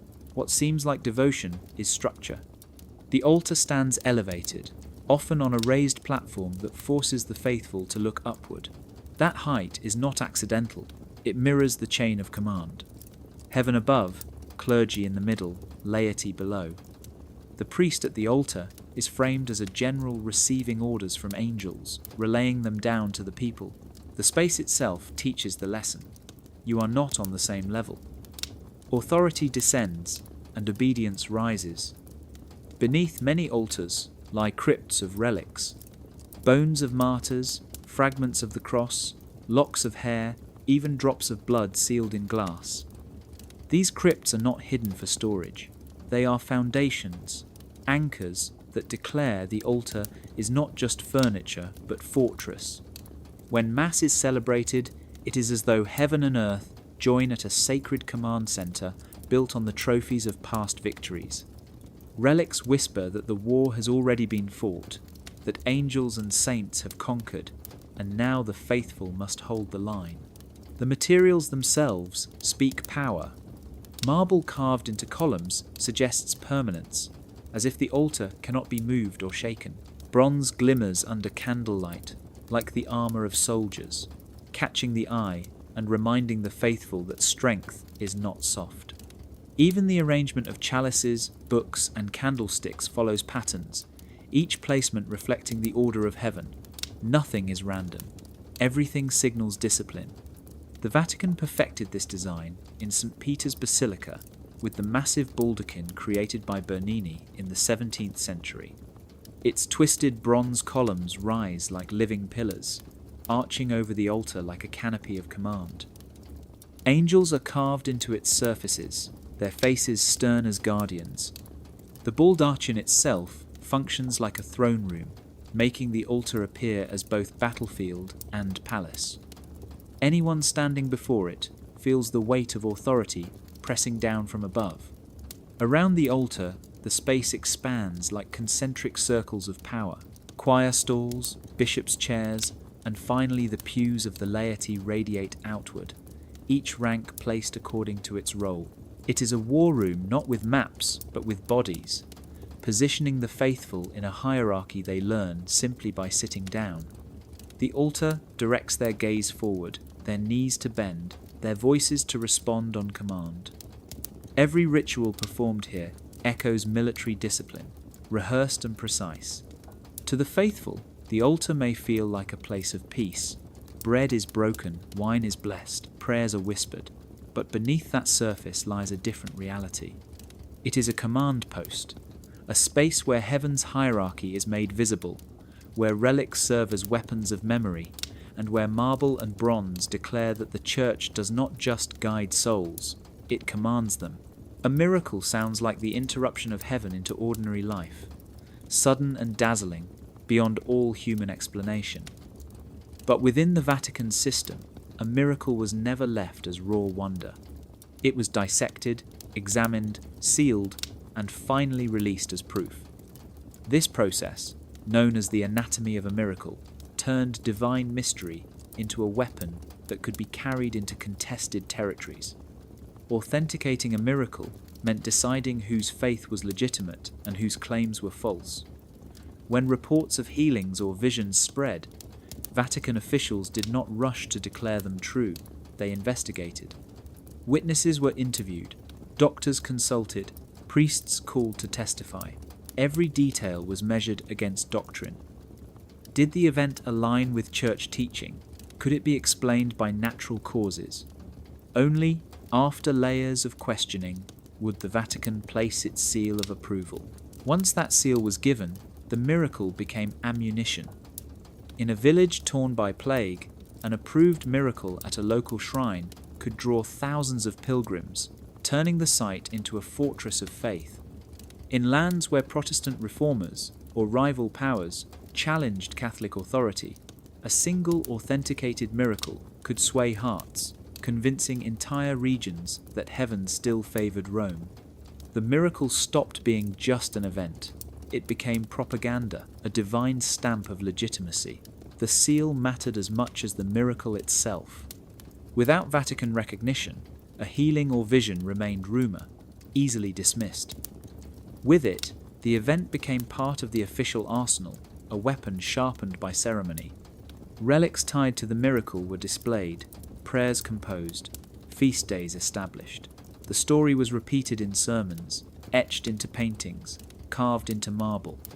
Every retelling strengthened the claim that God had intervened, and that the Church alone could declare it true. Yet behind this process lay tension.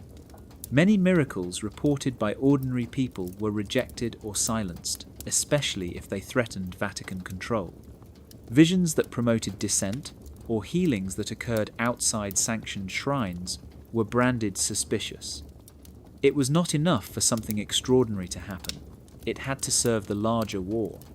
The anatomy of a miracle was as much about politics as piety. Consider Lourdes in the year 1858. A young girl claimed to see the Virgin Mary, and healings soon followed at the spring. After investigation, the Vatican approved. The site exploded into one of the largest pilgrimage destinations in the world. The miracle became a rallying point, not only for faith, but for Catholic identity in a France torn by secularism. Similar stories unfolded in Fatima in 1917 and Guadalupe centuries earlier. Each time, the process was the same: investigate, authenticate, weaponize. To the faithful, the approval brought comfort and awe. To the Vatican, it provided strategic ground, a way to fortify influence where it was needed most. The anatomy of a miracle stripped mystery into evidence and rebuilt it as ammunition. It turned flashes of the extraordinary into carefully sealed truths that could be deployed like arrows in the ongoing war for souls. In the quiet of the studio, long before frescoes towered over cathedrals or canvases glowed in chapels, the war began on paper. Artists kept notebooks filled with sketches of angels and demons, but the demons often dominated the page. Twisted bodies, screaming faces, contorted limbs were drawn again and again, studied like anatomy lessons of terror. These notebooks were not private musings. They were arsenals of imagery, preparing the artist to craft fear with precision. To paint hell convincingly, one had to know what torment looked like. Michelangelo filled his studies with muscular bodies caught in struggle, their veins bulging, their mouths stretched in silent screams. Leonardo da Vinci, though fascinated by beauty, also sketched grotesque heads, faces warped with rage or despair. Each line was an experiment in fear, a rehearsal for larger works where demons would crawl across the margins of heaven's glory. The demon in the studio was not only subject, but teacher. By studying how to twist a body in agony, artists learned how to contrast it with the serenity of saints. The faithful who later saw these images in churches did not only see beauty, they saw a scale of terror and relief, torment and ecstasy mapped with artistic discipline. The sketches allowed painters to perfect submission as well. Figures kneeling, collapsing, or looking upward in terror were repeated endlessly in notebooks. These studies taught how to capture the precise tilt of a head that signaled fear, the droop of shoulders that revealed surrender. When placed beside triumphant angels, these figures instructed the faithful in posture without a single word. The studio became a laboratory of obedience. Even ecstasy was studied like a weapon.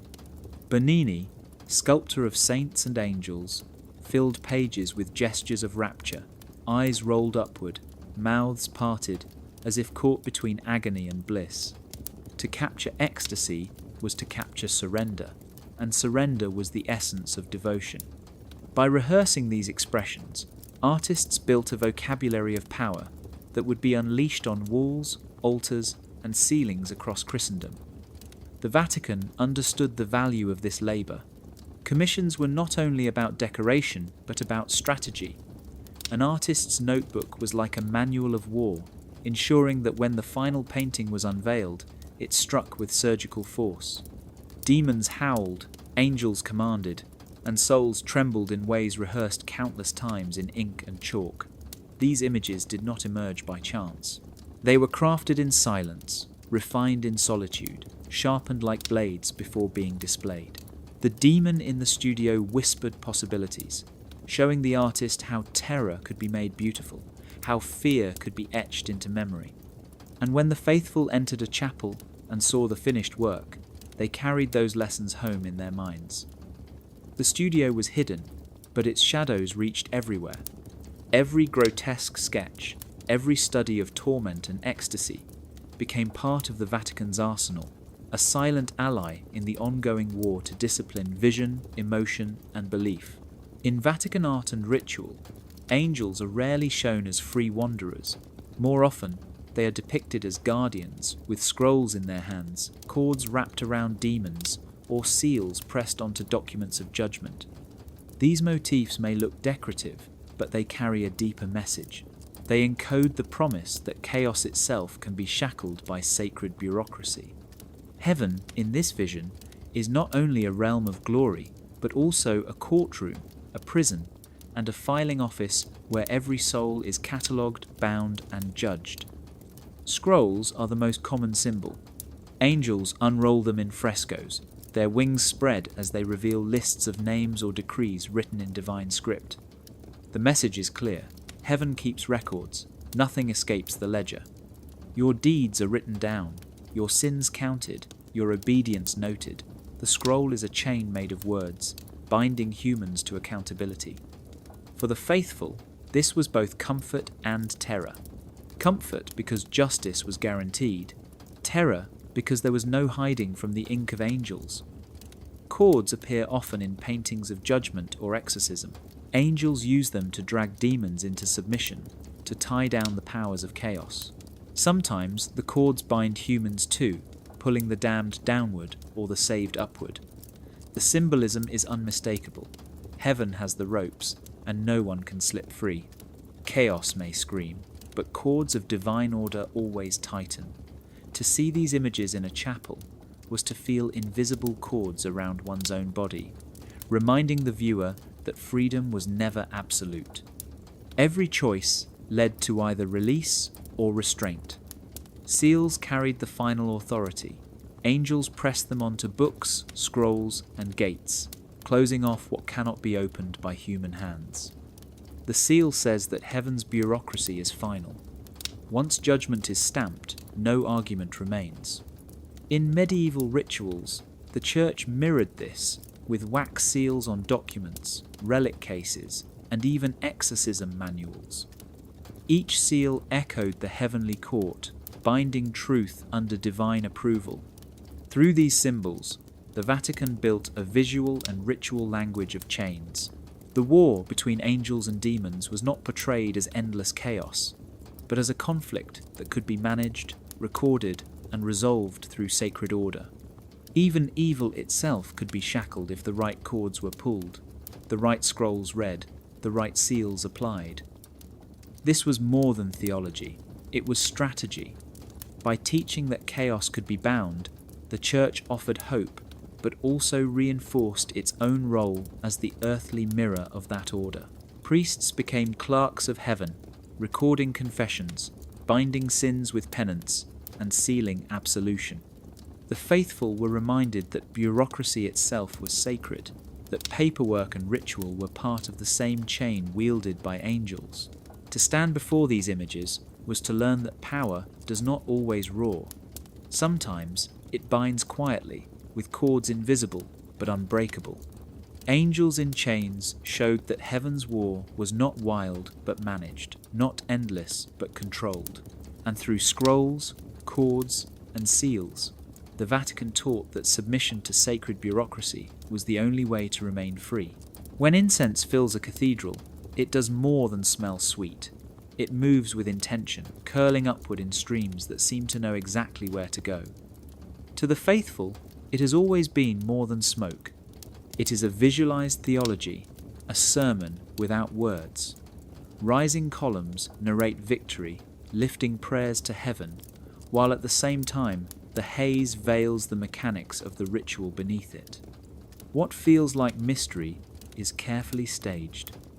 Incense has been used in the Church since the earliest centuries, borrowed from ancient temples where fire and fragrance marked sacred ground. But in the Vatican's hands, it became more than offering. It became a weapon of atmosphere. When the priest swings the censer, chains clinking in rhythm, the smoke does not drift aimlessly. It spreads across the altar, drapes the relics, and curls around statues of angels. The visual message is unmistakable. Heaven is present, victory is assured, and the earthly order is hidden within the veil. The smoke tells the story while concealing the machinery of control. Rising smoke is always upward, never downward. That direction carries weight. The faithful are taught to see their prayers riding the smoke like invisible messengers, climbing toward the throne of God. It is a vision of triumph, a guarantee that every whispered word will reach its destination. In moments of mass fear, like plague or war, this upward motion reminded people that despair could be lifted. transformed into hope through ritual. But at the same time, the veil of incense obscured the stagecraft. The precise gestures of the priest, the careful placement of relics, even the mechanics of the altar itself became less visible. Wrapped in haze, the ritual looked less like human choreography and more like divine mystery. The smoke was both revelation and disguise.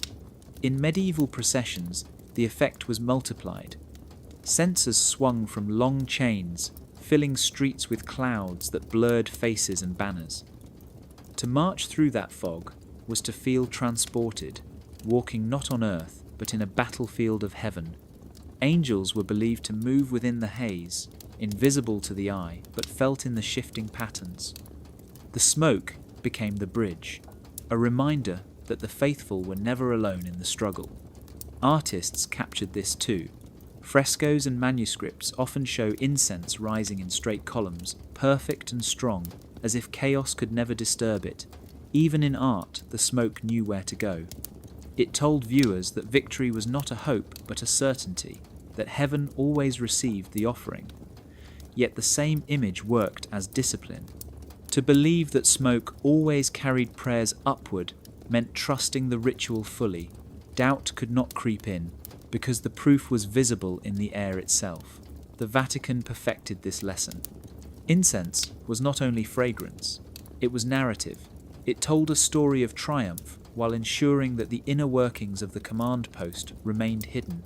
The faithful breathed it in, saw it rise, and believed that smoke itself was an angel in disguise. The Vatican museums are often described as the greatest treasure house of art in the world, a collection that stretches for miles through gilded halls and echoing galleries. Tourists shuffle along the polished floors, eyes wide, cameras raised, overwhelmed by beauty. But beneath the surface, the museums are more than galleries. They are a curated front, a battlefield retold through marble and paint, conquest narrated in the language of beauty. To walk the museum paths is to be guided through a story carefully arranged by the Vatican, a story that prays as it conquers. The arrangement of rooms is deliberate. Visitors begin with ancient statues, fragments of empires that once ruled with might but fell into dust. By the time they reach the Renaissance galleries, the message is clear. Rome has been reborn, but this time not under Caesar's sword, under the cross of Christ. The Vatican positions itself as inheritor and conqueror, the true heir of history. The path itself is a sermon, teaching that all empires eventually bow before the Church. Beauty softens the lesson, but the conquest remains. Angels dominate ceilings, saints gaze down with calm authority, and demons writhe in corners. Every masterpiece reinforces the same motif. The Church stands between chaos and order, guiding the faithful through terror toward salvation. To admire Raphael's frescoes or Michelangelo's thunderous visions is not simply to see art. It is to witness doctrine made visible, theology painted into walls that whisper obedience. Even the very act of entering the museums feels like a ritual. Crowds pass through courtyards, ascend grand staircases, and finally gather in the Sistine Chapel as if approaching the Holy of Holies. The climax of the tour mirrors the climax of worship. After miles of beauty, the visitor arrives at judgment. Michelangelo's Last Judgment stretches across the wall, filling the space with angels, hauling souls, Christ commanding silence, and demons dragged into fire. The entire museum route funnels into this single vision, leaving no doubt about who commands eternity. Yet the museums also conceal as much as they reveal. Vast storerooms lie unseen, filled with works never displayed. The curation itself is strategy, deciding which pieces serve the story and which are left in shadow. What the visitor sees is not the whole truth, but the Vatican's version of it. By guiding the gaze, by arranging the sequence, the Church shapes memory. People leave believing they have seen history itself, when in fact they have seen a narrative crafted in marble and pigment. The museums pray with every corridor.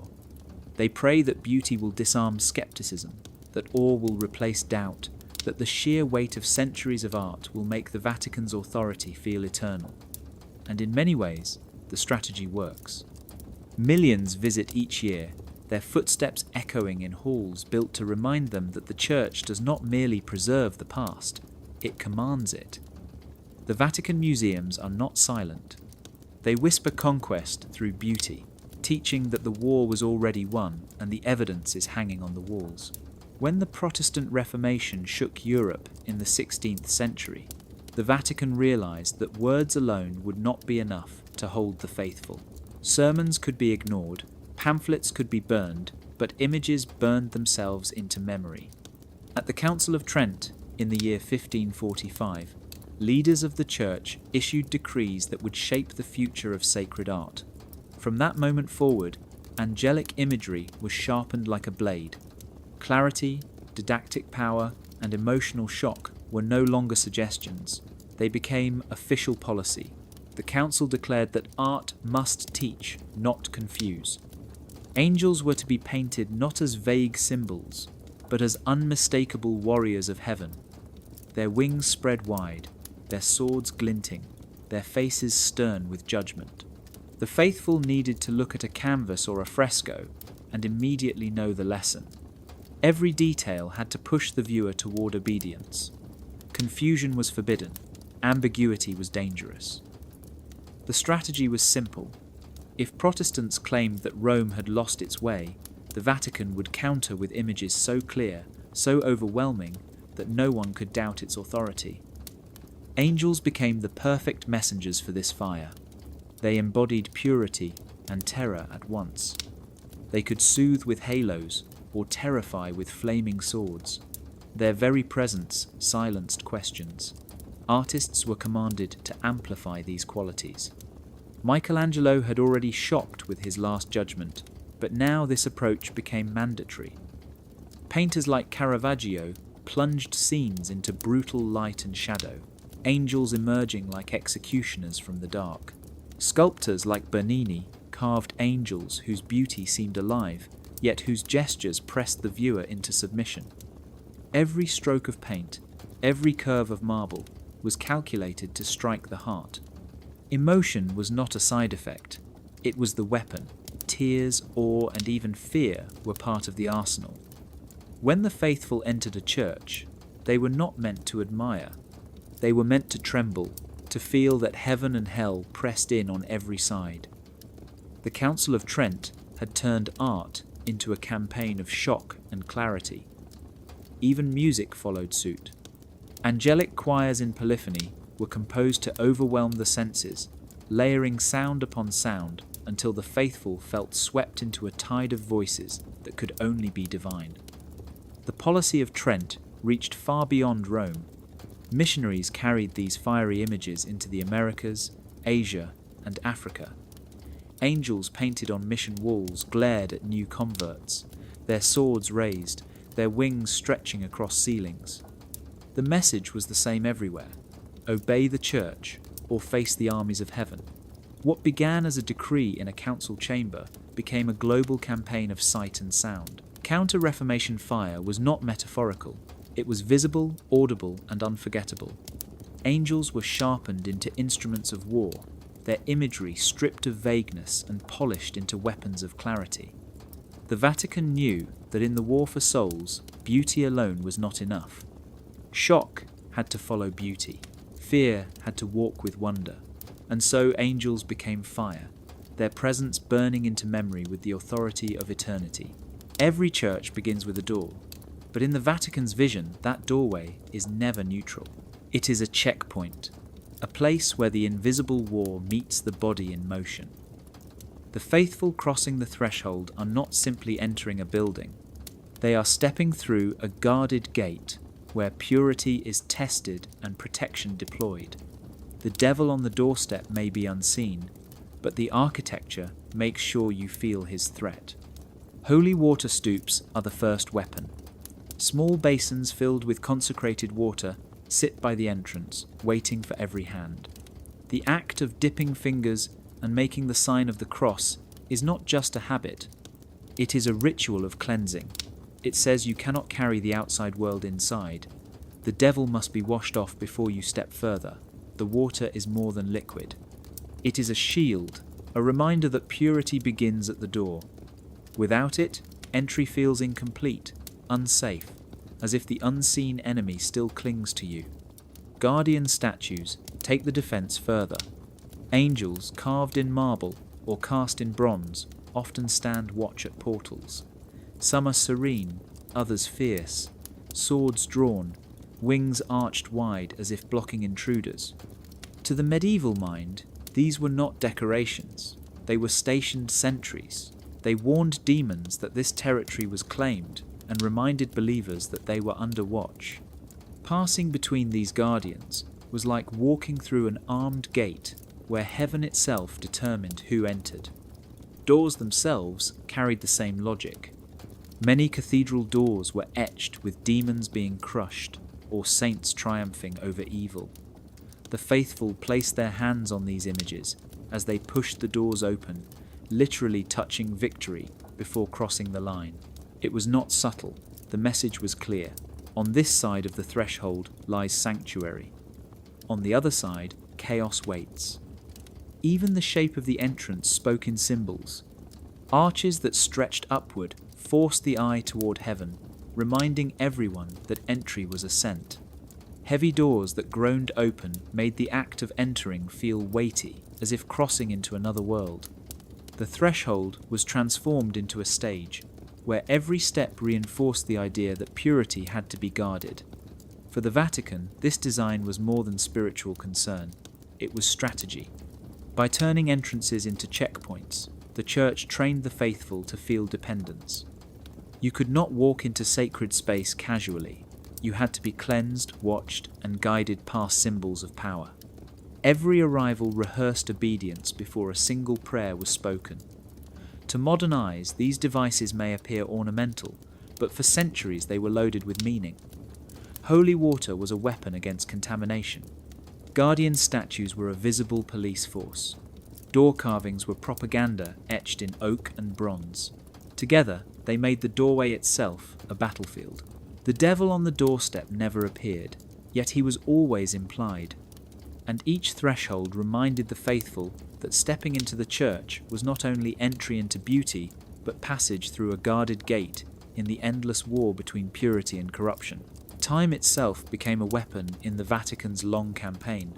Ordinary days were never meant to remain ordinary. Through feast days, fasts, and angelic commemorations, the Church carved the calendar into a battlefield, partitioning time into tactical intervals of vigilance. To live under this system was to march through a rhythm where every week, every season, every year reinforced the war between heaven and hell. Feast days were the bright banners in this campaign. The celebration of saints, the triumph of archangels, and the commemoration of miracles filled the year with bursts of light. Michaelmas, on the 29th of September, honoured the Archangel Michael, commander of heaven's armies. On this day, the faithful were reminded that they lived under his protection, yet also under his scrutiny.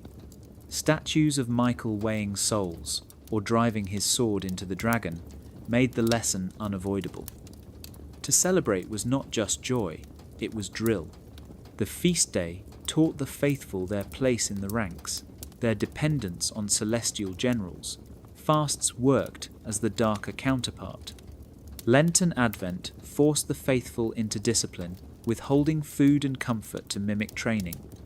To fast was to rehearse obedience, to prove loyalty by enduring small suffering.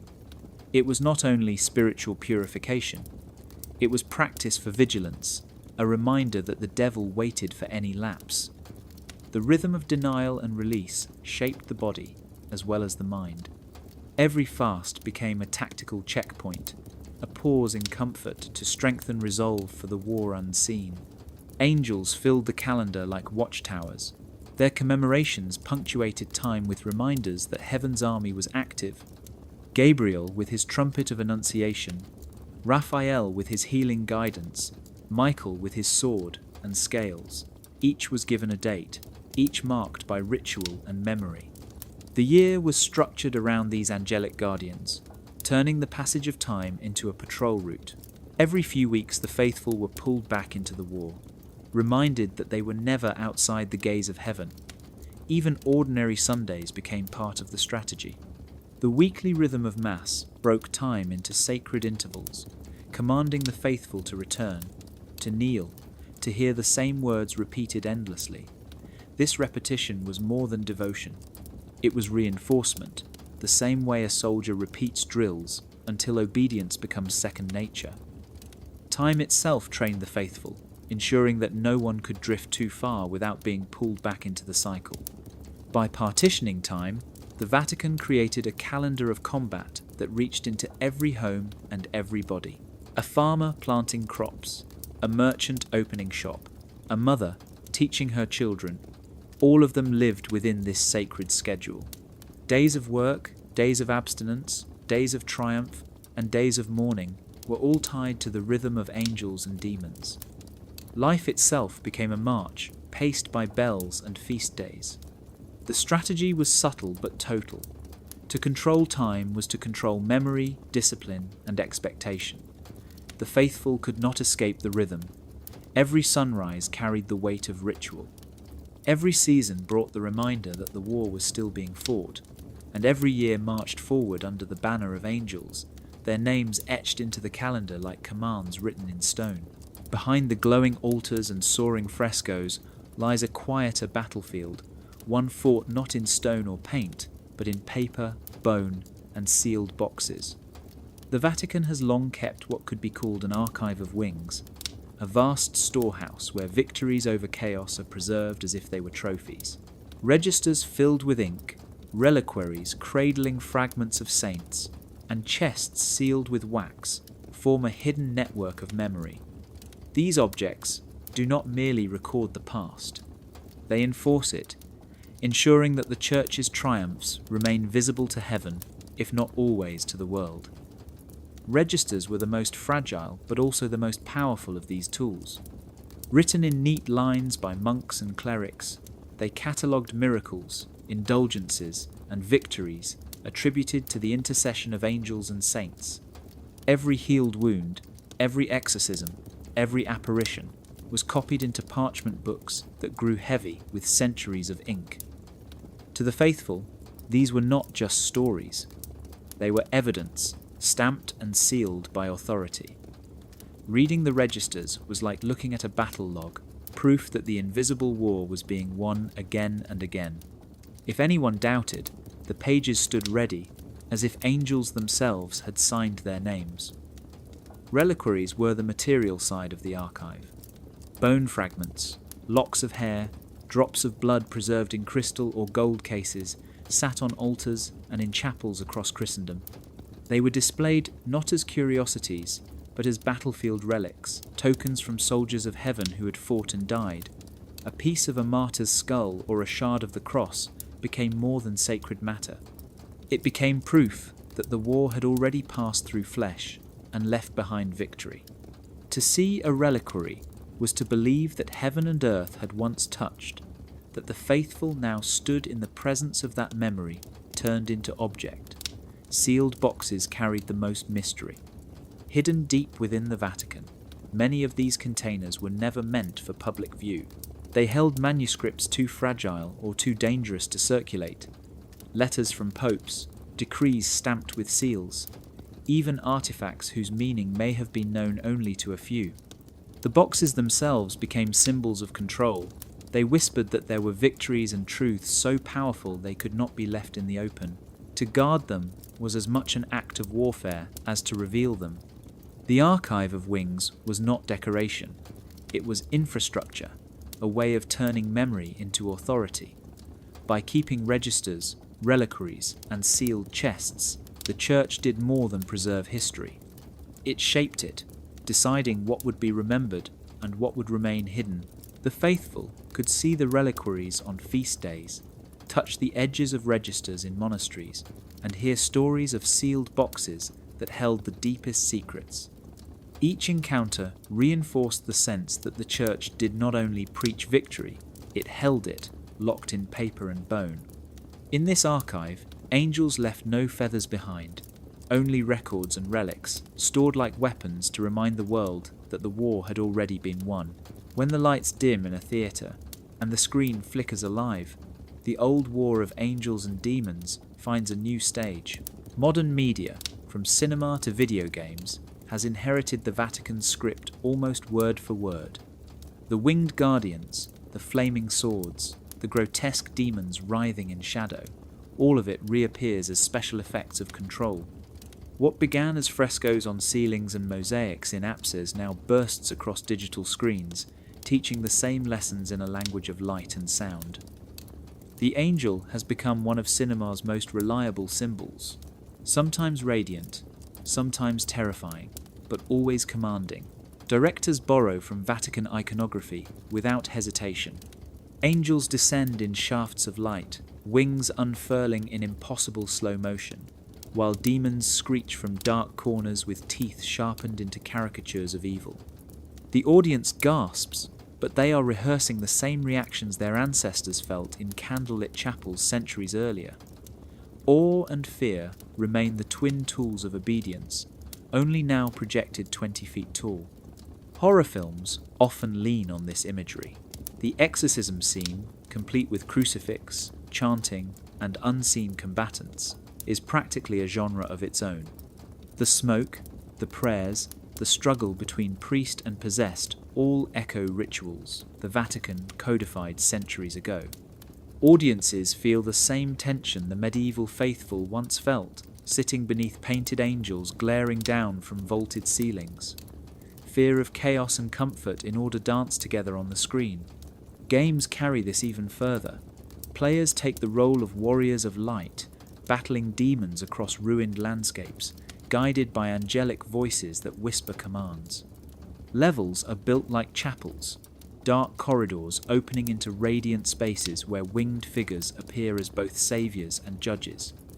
The mechanics themselves reinforce the old narrative. Defeat the demon, follow the light, obey the voice from above. The war has been translated into pixels, but its rhythm remains Vatican-born. Even films that claim to challenge religion often cannot escape its imagery.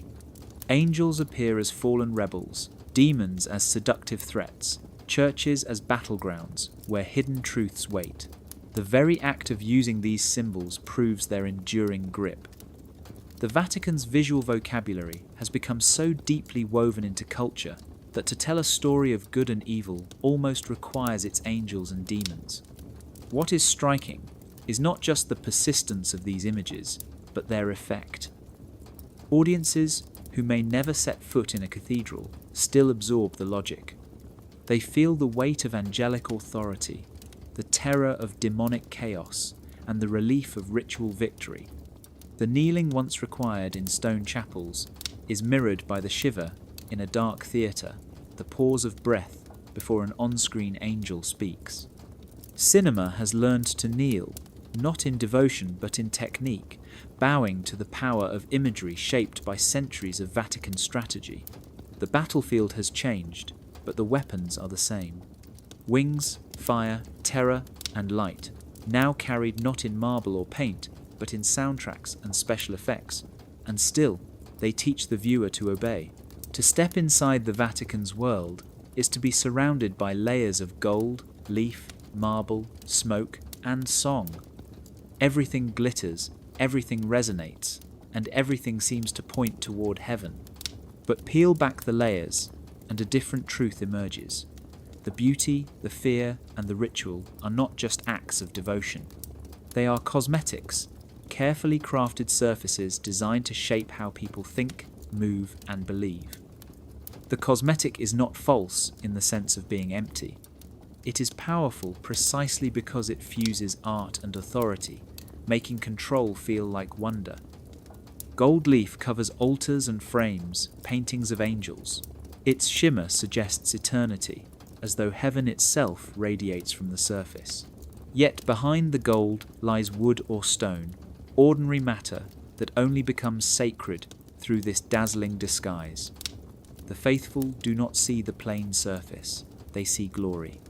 And in that glory they feel small, dependent, in need of the authority that radiates before them. The cosmetic transforms materials into instruments of obedience. Incense drifts through chapels like a living veil. It rises as if prayers take form before the eyes. But its function is double. While it enchants, it also conceals. The mechanics of ritual, the gestures of priests, the arrangement of relics are softened by the haze. What might seem like choreography is masked as mystery. The smoke trains the faithful to believe without fully seeing, to trust in what the church presents rather than question what lies behind. Fear threads itself into this cosmetic as well. Angels are painted not only as gentle guardians but as warriors with swords raised. Demons are carved into doorways and frescoes with grotesque precision. To live surrounded by these images is to internalize the war, to carry vigilance into the mind. The faithful learn that beauty and terror are inseparable. Awe keeps the eyes lifted, but fear keeps the knees bent. Together, they form a discipline deeper than laws. Ritual ties all of it together. Bells ring, choirs chant, priests move in practiced steps. The repetition carves grooves into memory until obedience feels natural, inevitable. The cosmetic of ritual is not decoration. It is performance designed to remind every participant that their role is fixed, their place secure only through submission. To unmask the cosmetic is not to dismiss it. Its power lies in its brilliance. Beauty convinces where violence might fail. Fear disciplines where laws cannot reach. Ritual sustains belief even when doubt flickers. The Vatican understood this fusion and refined it over centuries until it became second nature. People entered spaces where every surface shimmered with authority, every sound reinforced hierarchy, every gesture rehearsed obedience. What appeared as devotion was governance. The cosmetic of gold, smoke, and ritual was not a mask hiding emptiness. It was a crafted armor that turned the invisible war into lived reality. To peel it back is to see how art became weapon, how wonder became strategy, and how faith was shaped as much by surface as by substance. The figure of the angel has always stood at the threshold between comfort and fear. For centuries, the Vatican painted them in gold and marble, perched them above doors, set them in stained glass, and let them stride across frescoed skies. They promised protection, but they also carried swords. They lifted prayers, but they also dragged souls into judgment. The final question lingers like incense long after the ritual ends. When we look at the wings, are we seeing freedom or chains? To the faithful, angels were guardians, defenders against the chaos of demons. Stories told of Michael crushing the dragon, Gabriel announcing salvation, Raphael guiding the lost. These images reassured villages haunted by plague or war, giving them certainty that heaven had not abandoned them. The angel was the protector that never slept, but within those same images lies another truth. The angel did not only defend, it also enforced. The sword that struck demons could just as easily threaten disobedient souls. The gaze that promised guidance could also burn with judgment. When frescoes showed angels binding the damned, or sculptures placed them at doorways with weapons drawn, the message was unmistakable.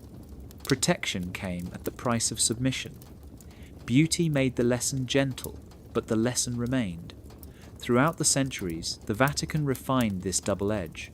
Choirs made angels sound like harmony itself, yet the discipline of time and breath they demanded echoed the order of an army.